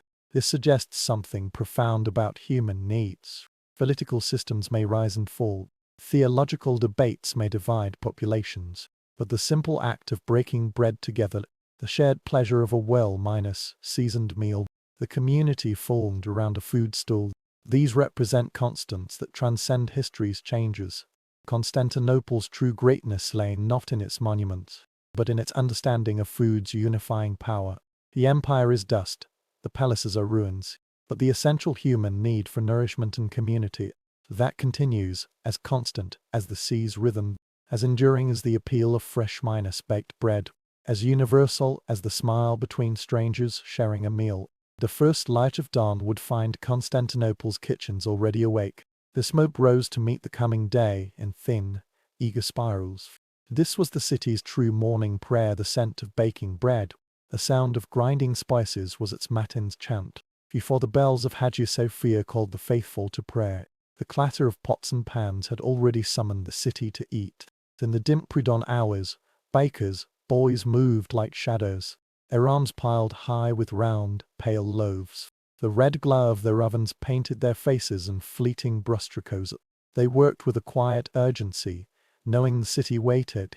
A hungry Constantinople was an impatient Constantinople. The bakers understood their sacred duty. No sermon could be heard over a growling stomach. Fishermen arrived next, their boats heavy with silver. Their catch still carried the cold of the deep waters. They unloaded their bounty with practiced, rhythmic motions. Each fish was a link in the great chain of urban survival, from the sea to the pan to the mouth and hours. This was the city's metabolism at work, swift, efficient, and utterly necessary. As the sun cleared the horizon, the herb sellers arrived. Their baskets overflowed with green fragrances, oregano from the hills, mint from stream banks, thyme from dry slopes. They arranged their goods with artistic precision, creating fragrant mosaics on their wooden counters. Their arrival signaled the true start of the market day. Now the palette of flavors was complete. The cheesemakers came with their woven baskets, white brined cheese from sheep's milk, yellow aged cheese from mountain pastures. Each region presented its dairy masterpiece. The salty tang of cheese joined the symphony of scents. It was a note both ancient and comforting. By mid-morning, the sweet makers began their magic. Copper pots bubbled with honey and sugar syrups. The sweet steam formed clouds of temptation. Children gathered like moths around these fragrant workshops, their eyes wide with longing, their coins clutched tight. The sweet makers worked with the gravity of alchemists, transforming simple ingredients into golden delight. The pulse of the city quickened as the day progressed. Food became the currency of social exchange. A shared meal could seal a business agreement. A gifted pastry could smooth over a dispute. Food was diplomacy, commerce, and charity all at once. The wealthy man buying treats for street children, the merchant sharing lunch with a potential client. These were the unspoken rules of Constantinopolitan life. The heat of midday changed the culinary rhythm. Now came the sellers of cooling foods. Yogurt thinned with water and mint, cucumbers sliced and salted, melons chilled in deep cellar wells. The city adapted its eating to the sun's position. This was practical wisdom born of long experience. As afternoon shadows lengthened, the pace shifted again. The serious cooking for evening meals began. Large pots appeared over cooking fires. Lentils simmered with onions and garlic. Meat stews bubbled slowly, their scents deepening. Red dough rose in warm corners. The city prepared for its evening sustenance. The sunset brought a new character to street food. Lanterns were lit, creating islands of golden light. The night vendors offered different pleasures. Spiced wine warmed in copper kettles. Nuts roasted in pans with sugar and cinnamon. The night food was about comfort and companionship, less about nourishment, more about connection. Through all these hours, one constant remained: the shared experience of feeding and being fed. A wealthy senator might complain about imperial politics. A poor worker might worry about his family's rent, but both found common ground in a well-made stew. Faith smiled at the taste of fresh baked bread. This was the democracy of appetite, the great leveling power of good food. Constantinople understood this fundamental truth, that a city is not built of marble and mortar alone, but of shared meals and common tables, of the simple, profound act of breaking bread. The empire would eventually fade, but this understanding would endure, passed down through generations of cooks and eaters, a legacy more lasting than any emperor's decree. The true glory of Constantinople was not in its dance, but in its daily distribution of daily bread, not in its theological debates, but in its practical theology of shared nourishment. This was the lesson written not in parchment, but in the simple, enduring language of food, a language every hungry person understands. The medieval mind perceived the world as a vast, interconnected tapestry where every event carried deeper meaning. Natural phenomena weren't ever merely natural, they were divine messages, demonic interventions, or celestial warnings. This worldview transformed ordinary life into a constant dialogue with the supernatural. When a cow gave birth to a malformed calf, it wasn't seen as a random biological occurrence. Villagers immediately searched for the moral failing that had provoked divine displeasure.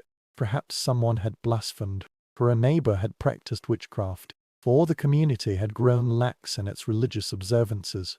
The strange birth became a mirror reflecting the collective spiritual state.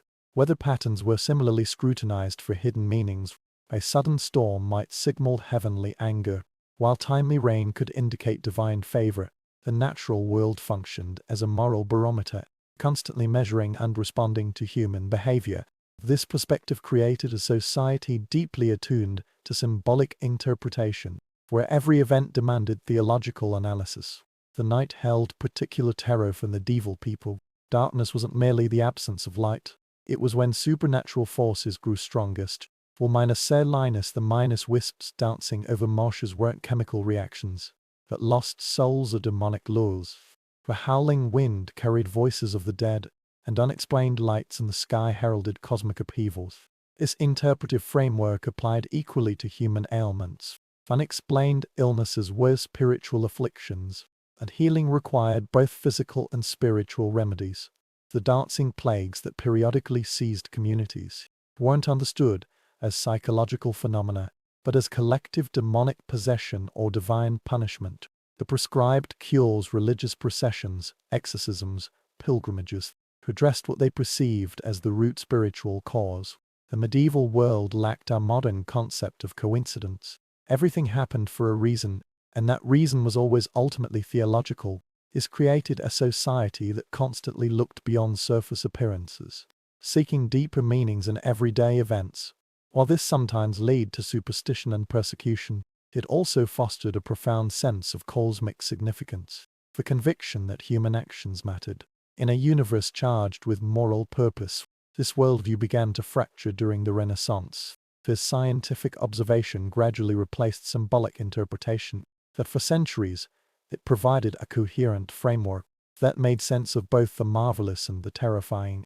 In a world full of mysteries beyond human understanding, the modern mind may dismiss these interpretations as naive, that they answered a fundamental human need, the need to find pattern and purpose in a chaotic world, to believe that nothing happens without reason, and to feel connected to a universe that cares about human morality. The transition from medieval to Renaissance thinking did not happen overnight. It was a gradual shift in how people related to the natural world around them, where the medieval mind saw symbolic meaning in every natural occurrence. The emerging scientific perspective sought mechanical explanations. This represented a fundamental reorganization of human consciousness. The medieval worldview was profoundly integrated. There was no clear separation between the spiritual and physical realms. A shooting star could be both a celestial rock and a soul entering heaven. A deformed animal could be both a biological accident and a divine warning. This integration gave the world moral coherence, but limited practical understanding. The Renaissance began drawing boundaries between these domains. The spiritual remained in the church, while the physical became the domain of empirical investigation. This division allowed for unprecedented advances in understanding natural phenomena, and at the cost of that earlier sense of cosmic interdependence. We see this shift clearly in changing attitudes toward unusual births, and the medieval response had been theological investigation, fasts, prayers, and searching for the spiritual cause. The Renaissance response became anatomical investigation, dissection, classification, and searching for physical causes. The same phenomenon, approached through completely different frameworks. The night gradually lost its supernatural terror. What were once dancing spirits became marsh gases. Demonic voices in the wind became atmospheric vibrations. The mysterious lights in the sky became celestial mechanics. The world became less enchanted but more predictable. This transformation affected medicine profoundly. The dancing plagues that once required exorcism came to be understood as forms of mass psychogenic illness. The focus shifted from spiritual treatment to psychological understanding. A cure moved from the church to the hospital. Yet something was lost in this transition. The medieval world lived in constant conversation with the divine. Every sunrise carried theological significance. Every storm moral meaning. This created a world saturated with purpose, where human actions resonated through the cosmos. The scientific worldview brought tremendous practical benefits. Navigation became more reliable as stars became predictable points of light. Medicine became more effective as diseases lost their demonic associations. Agriculture improved as weather patterns became meteorological rather than moral phenomena. But the price was a certain disenchantment of the world. The stars became nuclear furnaces rather than divine witnesses. Weather became atmospheric physics rather than divine communication. The human place in the universe shifted from center stage to a minor role. This transition continues to shape our modern consciousness. We still struggle to balance scientific understanding with the human need for meaning and significance. The medieval world found meaning everywhere but understood little. The modern world understands much, but often finds meaning nowhere. Perhaps the ultimate challenge is to recover that sense of cosmic significance, while retaining our hard-1 scientific knowledge, to see the universe as both mechanical and meaningful, both predictable and profoundly significant. The medieval mind would find our world incomprehensibly empty of meaning. We might find their world unbearably superstitious. Yet both perspectives represent authentic human attempts to make sense of a mysterious universe and find our place within it. The journey from symbolic to empirical thinking represents one of humanity's great intellectual adventures, a transition that continues to shape how we see ourselves and our relationship to the cosmos we inhabit. The fall of Constantinople in 1453 did more than simply end an empire. It scattered the seeds of Byzantine culture across 3 continents. The city's scholars fled westward with precious manuscripts. Their culinary traditions traveled with them in more subtle ways. The patterns of spice use, the combinations of flavors, the Zeri philosophy of what food could be. These intangible treasures survived political collapse. In the monasteries of Mount Ephesus, the rhythms of Byzantine cuisine continued unchanged. The same lentils were cooked in the same copper pots. The same fish was grilled over the same aromatic woods. Here, time stood still while the world changed around them. The monks preserved not just prayers but recipes, another form of devotion to traditions they cherished. Greek refugees brought their foodways to Italian port cities. The Venetian obsession with spices found new inspiration. The subtle Byzantine combinations influenced Renaissance cooking. What we now think of as Mediterranean cuisine bears the unmistakable imprint of Constantinopolitan tastes. The mingling of sweet and savory in Italian cooking, the use of nuts in savory dishes, the sophisticated spice blends, all echo the palace kitchens of Byzantium. Further east, the Ottoman conquerors absorbed what they found. The imperial kitchens of Topkapi Palace became the new guardians of Byzantine culinary arts. They refined them, enhanced them, made them their own, but the foundation remained recognizably Constantinian. The elaborate palace cuisine of the Ottomans owed as much to Byzantine predecessors as to Central Asian roots. The Russian Tsars, claiming the mantle of Orthodox inheritance, adopted Byzantine ceremonial dining practices. The elaborate rituals of the Muscovite court, the specific ways foods were presented and consumed, all reflected their connection to the lost imperial capital. Even the traditional Russian Easter bread, kilik, carries the memory of Byzantine liturgical baking. In the Aegean Islands, the patterns persisted most strongly. The same fishing boats still plied the same waters. The same clay ovens still baked the same flatbreads. The language of the food remained essentially unchanged. The living museum of tastes that empires had risen, fallen around. The true miracle of Byzantine cuisine was its adaptability. It could transform itself while remaining essentially itself. In a Venetian kitchen, it became more Italian. In an Ottoman kitchen, it became more Turkish. In a Russian kitchen, it became more Slavic. Yet the essential character persisted. The balance of flavors, the respect for ingredients, the understanding of food as both nourishment and art. Modern food historians are only beginning to trace these connections. The trail is cold after 6 centuries, but the evidence remains in every bite of baklava, in every sip of wine minus soaked fruit, in every whiff of grilled fish by the sea. The ghost of Constantinople haunts our palates, whispering of an empire that understood that the way to preserve culture is to make it delicious enough that people never stop craving it. The political empire collapsed, but the culinary empire endured. It traveled on merchant ships and in refugee bundles, in monks' satchels and in soldiers' memories. It proved more durable than marble walls, more persuasive than theological arguments, more unifying than imperial decrees. Today, when we sit at a table filled with Mediterranean dishes, we are participating in a tradition that defies time. We are tasting the enduring legacy of a city that believed food could bridge divides, that saw every meal as both pleasure and heavenly for taste, that understood civilization itself depends on the shared language of the table. The first bells of dawn never caught Constantinople sleeping. The city was always awake before the sun, its rhythms tuned to some deeper celestial clock. In the darkness before morning, the bakers were already feeding their brick ovens, their faces glowing in the firelight like Byzantine icons. The fishermen were mending their nets by lamplight, their hands moving with the wisdom of generations. The water sellers were filling their leather bags, already tasting the dust of the coming day. Then the sun would clear the horizon, and the city would erupt in a symphony of commerce. The clatter of donkey hooves on cobblestones, the cries of vendors announcing their wares, a splash of water being poured from jugs, a sizzle of oil meeting dough. These were the instruments in Constantinople's daily orchestra. Each sound had its place, each rhythm its purpose. The morning light revealed a city of breathtaking contrasts. Silk miners rode, merchants picked their way through streets where barefoot children played in the dust. Patricians carried in curtained litters, caste slaves carrying baskets of fish on their heads. the scent of expensive perfumes, mingled with the smell of sweating bodies and rotting garbage. This was the reality of the imperial city, magnificent and squalid, holy and profane, all existing in tense, vibrant equilibrium. In the Forum of Constantine, the philosophers would gather to debate. Their voices rose and fell in passionate argument, their gestures painting ideas in the air.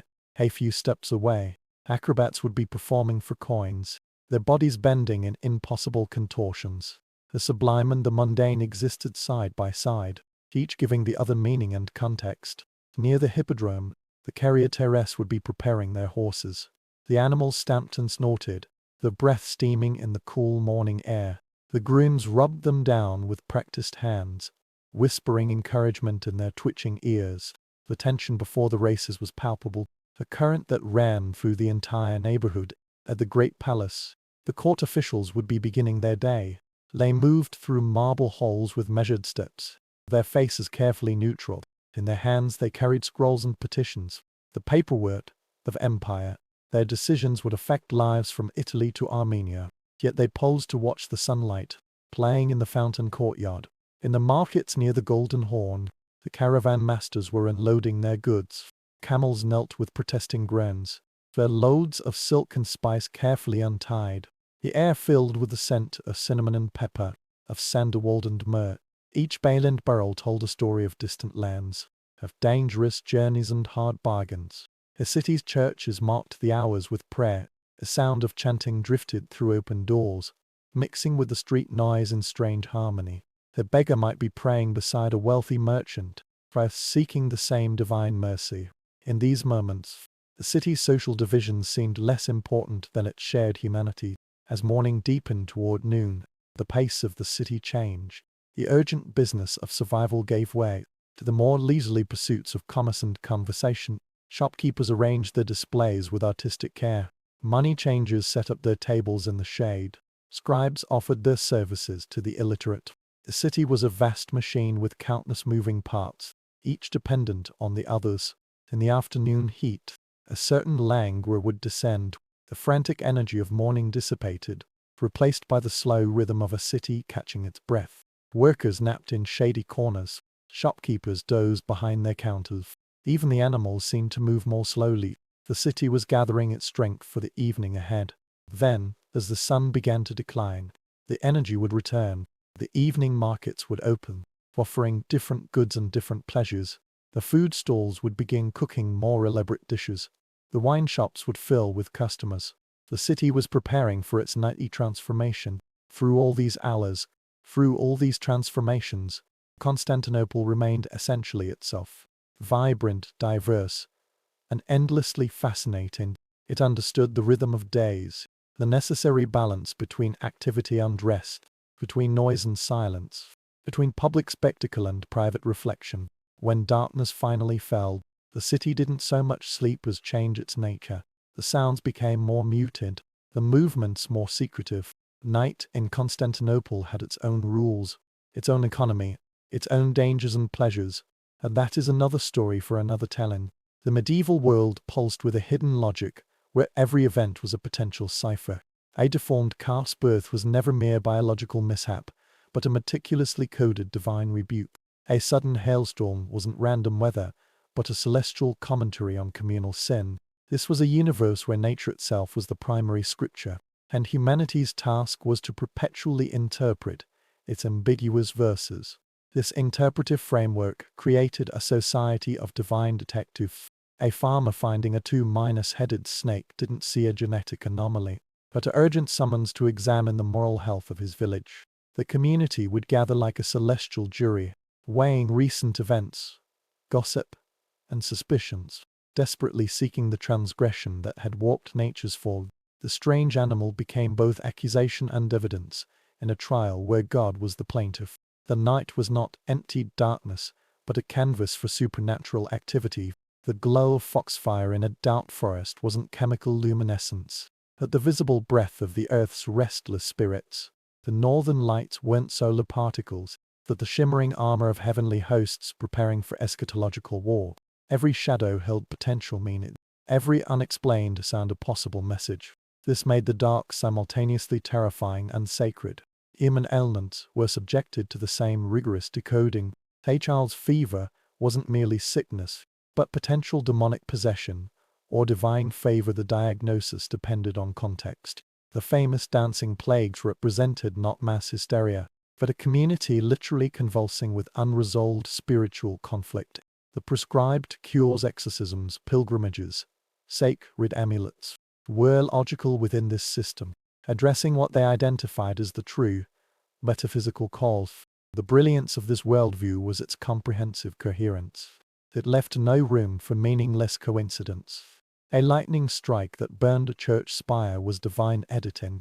A dream of a lost relative was an actual visitation. This created a world saturated with purpose, where humanity stood at the center of a cosmic conversation, and every action, no matter how small, carried eternal significance. The Renaissance didn't so much disprove this system as redirect attention. Where the medieval gaze looked through phenomena to their spiritual meaning, the emerging scientific mind looked at phenomena themselves. The malformed calf became an object of anatomical interest rather than theological inquiry. The dancing plague became a subject for medical rather than clerical investigation. This shift brought undeniable benefits in predictability and control. Storms could be anticipated through barometric pressure rather than penitential rites. Diseases could be fought with quarantine rather than relics, but something profound was lost in this transition. The intimate, terrifying, and glorious conviction that the universe was personally interested in human moral choices. Our modern world, for all its technological mastery, often feels existentially vacant by comparison.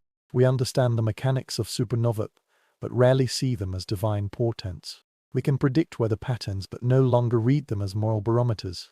The medieval world may have been factually wrong about nature's mechanisms, and it was spiritually right about humanity's deep need to live in a universe that cares about justice, meaning, and purpose. Perhaps the ultimate wisdom lies in holding both perspectives, honoring the medieval insight that the universe is ultimately meaningful, while employing the scientific method to understand its magnificent mechanics. We might then live in a world that is both comprehensible and sacred, faith predictable and filled with purpose, a world where the stars are both nuclear furnaces and constant witnesses to the human drama unfolding beneath them. The true genius of Constantinople lay in its mastery of time. It understood that each hour demanded its own specific rituals, its own particular foods, its own unique sounds and smells. The city didn't simply exist through time, it conversed with time, negotiating each moment like a master diplomat. Before the first glimmer of dawn, the water carriers began their rounds. Their footsteps echoed through sleeping streets, their leather bags sloshing with the night's accumulation. They moved like ghosts through the pre-dawn darkness, leaving damp trails on the cobblestones that would soon evaporate. This was the city's first hydration, a necessary preparation for the day's heat and dust. Then came the bakers, their ovens already roaring, the scent of burning olive wood mixed with the aroma of rising dough. They worked in a world of heat and transformation, turning simple flour and water into the city's daily bread. Their loaves were edible architecture, round, sturdy, capable of sustaining life. The first customers would arrive while the bread was still too hot to touch, wrapping it in cloth to carry home. As the sky lightened, the fishermen arrived at the harbors. Their boats slid through water like silver needles, returning with a night's catch. The fish were sorted with practiced efficiency, some for the wealthy households near the palace, others for the taverns and street vendors, the smallest for fish sauce factories. Nothing was wasted in this economy of abundance. The morning market was a study in controlled chaos. Vendors arranged their goods with artistic precision. Pyramids of oranges stood next to baskets of olives. Heaps of lentils competed with mounds of grain. The colors were arranged for maximum effect. The purple of eggplants against the green of cucumbers, the red of peppers beside the white of cheeses. This was commerce's theater, and every seller was both merchant and performer. By midday, the city's rhythm changed. The urgent business of morning was complete. Now came the time for more leisurely pursuits. The bathhouses filled with steam and conversation. The taverns echoed with laughter and debate. Even the slaves moved with less urgency, stealing moments of rest in shaded corners. The afternoon was when the city dreamed. The heat encouraged reflection rather than action. Poets composed in garden courtyards. Philosophers debated in colonnade halls. Rats calculated profits in quiet counting rooms. The city was processing the morning's experiences, churning raw events into memory and meaning. As evening approached, the energy returned. The setting sun transformed the city's colors. White marble glowed with golden light. Bronze statues seemed to come alive. The evening markets opened with different offerings: spiced wines, sweet pastries, grilled meats. This was food for pleasure rather than mere sustenance. The night belonged to different creatures. The bakers began their final shift, preparing tomorrow's bread. The watchmen made their rounds, their lanterns creating moving islands of light. Lovers met in shadowed porticos. Scholars studied by lamplight. The city never truly slept, but merely changed its focus. Through all these transformations, Constantinople maintained its essential character. It was a city that understood the sacredness of routine, the holiness of daily rhythm. The same sun that rose over its markets had risen over Roman forums and Athenian academies. The same moon that watched its sleeping citizens had watched Babylon's gardens and Egypt's pyramids. This continuity gave the city its profound confidence. It knew that empires rise and fall, that religions change and languages evolve, for the basic rhythms of human life endure. The need for bread in the morning, for rest in the afternoon, for companionship in the evening. These were the true constants that outlasted all political systems. When the city finally fell to the Ottomans, these daily rhythms barely faltered. The bakers still baked, the fishermen still fished, the vendors still arranged their colorful displays. Only the language of prayer changed, and the direction people faced when they prayed, the essential conversation between humans and their daily needs, continued uninterrupted. This is perhaps Constantinople's greatest lesson, that civilization resides not in monuments or armies, but in the faithful repetition of daily acts, in the baker's commitment to his oven, the fisherman's respect for the sea, the vendor's care in arranging his goods. These small, repeated faithfulnesses are what truly sustains cities and cultures. The modern world moves at a different pace, but our fundamental needs remain the same. We still require nourishment, rest, community. We still move through the same basic rhythms of day and night. Constantinople reminds us that honoring these rhythms isn't primitive or backward. It's the foundation of all lasting civilization. A city's golden domes may have been melted down, its marble palaces repurposed, its libraries scattered, but its understanding of time's sacred architecture, that legacy endures wherever people still pause to watch the sunrise, still break bread together, still gather to share stories as darkness falls. In these simple acts, Constantinople lives on. The fall of Constantinople in 1453 created not a void but a diaspora of genius. Its scholars scattered like seeds before the wind, carrying not only precious manuscripts, but culinary wisdom in their minds and hands. The city's true legacy traveled not in imperial decrees, but in the muscle memory of bakers' hands, in the spice blends merchants stuck into their bags, in the recipes etched into exiles' memories. In Venetian kitchens, Byzantine flavors found new expression. The precise spice measurements for lamb stews became the foundation for new creations. The technique of layering dough with nuts and honey evolved into the pastries we now call baklava. What Venetians imagined were their own innovations often bore the unmistakable fingerprint of Byzantine taste. The Ottoman conquerors, rather than erasing what they found, became curators of Byzantine culinary art. In the vast kitchens of Topkapi Palace, Greek fish preparations met Persian rice dishes, creating something entirely new yet deeply traditional. The imperial kitchen employed descendants of Byzantine cooks, preserving techniques that might otherwise have been lost.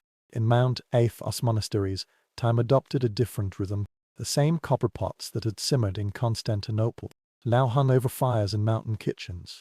Monks preserved not just the recipes but the spiritual significance of foods.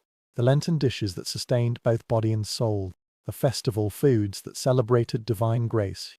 Russian princes, proclaiming themselves heirs to Byzantium, imported not just religious rituals but dining customs. The elaborate service of 16 courses at the Muscovite court mirrored the ceremonial banquets of the Great Palace. Even the specific way of slicing and presenting bread, carried echoes of Constantinopolitan practice. The true miracle occurred in ordinary homes across the Mediterranean. A Greek fisherman's wife in Crete prepared fish with the same herbs her ancestors had used. When they fished the waters near the Golden Horn, a Syrian merchant, in Aleppo, combined spices in proportions that would have been familiar to any vendor in the Mises markets. This culinary diaspora created a fascinating paradox. Byzantine cuisine disappeared as a distinct tradition, precisely because it was so thoroughly absorbed into others. Its DNA persists in countless regional dishes, like a culinary phantom limb, no longer visible, but whose presence can still be felt. Modern food historians trace these connections through flavor patterns. The persistent combination of cinnamon and meat in Greek cooking, the use of sour cherries in savory Turkish dishes, the elaborate grain and nut desserts found from Bulgaria to Lebanon, all roads led back to Constantinople's kitchens. The city's fall created a peculiar historical phenomenon, the ghost empire that continued to expand its influence long after its political power had vanished. Every time a cook in Marseille adds orange peel to a meat dish, or a baker in Cairo sprinkles sesame on bread, they are participating in Byzantium's unfinished conversation. This suggests a different understanding of cultural survival. Empires don't end when their armies are defeated or their capitals fall. They end when people stop cooking their foods, when the last person forgets how to properly season the fish, when the final memory of how the bread should taste fades from living memory. By this measure, Byzantium never truly fell. It simply transformed, distributed its essence across continents and centuries. The proof isn't in history books, but in kitchen pots. Not in archives, but in aromas. Not in documents, but in deliciousness. Today, when we sit at a table filled with Mediterranean dishes, we are participating in Byzantium's enduring victory, the triumph of flavor over force, of shared taste over sectarian division, of the simple, profound truth that people make conquer cities and burn libraries, but they cannot kill a good recipe. The true immortality of civilizations resides not in their monuments or battle honors, but in their ability to make themselves indispensable to the human palate. By this standard, Constantinople achieved a form of eternity. It became too delicious to ever truly disappear. The true fall of Constantinople began not with Ottoman cannons, but with the quiet closing of a baker's oven for the last time. Yet even as the city's walls crumbled, its essence was undergoing a miraculous transformation, a diaspora of taste and memory that would outlast empires. Scholars fleeing the falling city carried more than manuscripts in their satchels. They carried the memory of specific flavor combinations, how much mastic to add to festive breads, the precise moment to add honey to frying dough, the particular ratio of spices for the emperor's favorites too. These were living texts, written not on parchment, but in muscle memory and taste buds. The baker who had supplied bread to the great palace now found himself in a Venetian alley, teaching new apprentices how to achieve that distinctive Constantinopolitan crust, the one that stayed crisp yet chewy, that could survive a day's journey without becoming stale. His hands remembered what his mind might forget, kneading the dough with the same rhythm his father had taught him. The spice merchant who once supplied noble households now sold his wares in a Genoese market, his measuring scoops moving with the same precise gestures that had measured out pepper and cinnamon for imperial kitchens. Customers noticed his blends had a distinctive balance, the legacy of Byzantine taste, but would influence Italian cooking for centuries. In an Ottoman kitchen, a former slave of the imperial palace now taught new masters the art of slow-cooked meats with dried fruits, a dish that would become a signature of Ottoman court cuisine. The techniques remained Byzantine, even as the language of the kitchen changed from Greek to Turkish. What we witness here is the strange immortality of daily practices. Political systems can be overthrown in a day, but the way a mother shapes her bread, the way a fisherman seasons his catch, the way a street vendor arranges his sweets, these patterns persist across generations, surviving conquest, conversion, and catastrophe. The refugees carried Constantinople with them, in their senses. In the particular way they smelled the ripeness of melons, in the exact sound they listened for when frying eggplants, in the specific shade of gold they sought in pastries. These sensory memories became their true homeland, a territory no army could conquer and no border could contain. Modern Greek hospitality, with its insistence on feeding even unexpected guests, echoes the Byzantine understanding that sharing food was a sacred duty. The Turkish meze tradition, with its dozens of small dishes, carries the memory of imperial banquets where variety demonstrated wealth and generosity. The Arab custom of ending meals with sweet, scented drinks reflects Byzantine beliefs about digestion and harmony. This diaspora created something remarkable, a ghost empire of taste that continued to expand long after the original political entity had vanished. A Venetian merchant might never visit Constantinople, but he could taste its legacy in the spiced wines served at Ragusa and Avar. A Russian pilgrim might never see the Golden Horn, but he could recognize its flavors in the honey cakes of Mount Athos. The true conquest occurred not on battlefields but in kitchens. Byzantine tastes quietly infiltrated Venetian palates, Arab recipes, Slavic traditions, transforming them all while becoming something new in the process.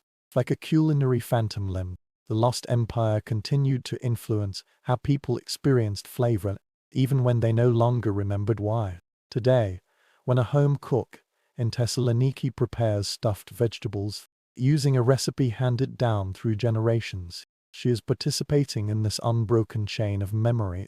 When an Istanbul street vendor sprinkles sesame seeds on his simit, in the exact pattern his great-grandfather learned, he is keeping faith with a lost world. The final lesson of Constantinople's fall is profoundly hopeful. Culture cannot be killed as long as someone remembers how to properly season the soup, how to judge the bread's donaces by its sound when tapped, how to balance sweet and sour in a festive dish. These small, faithful acts of preservation prove more durable than marble monuments, more lasting than imperial decrees, more powerful than conquering armies. The empire died, but breakfast continued. The emperor fell, but the bread still rose.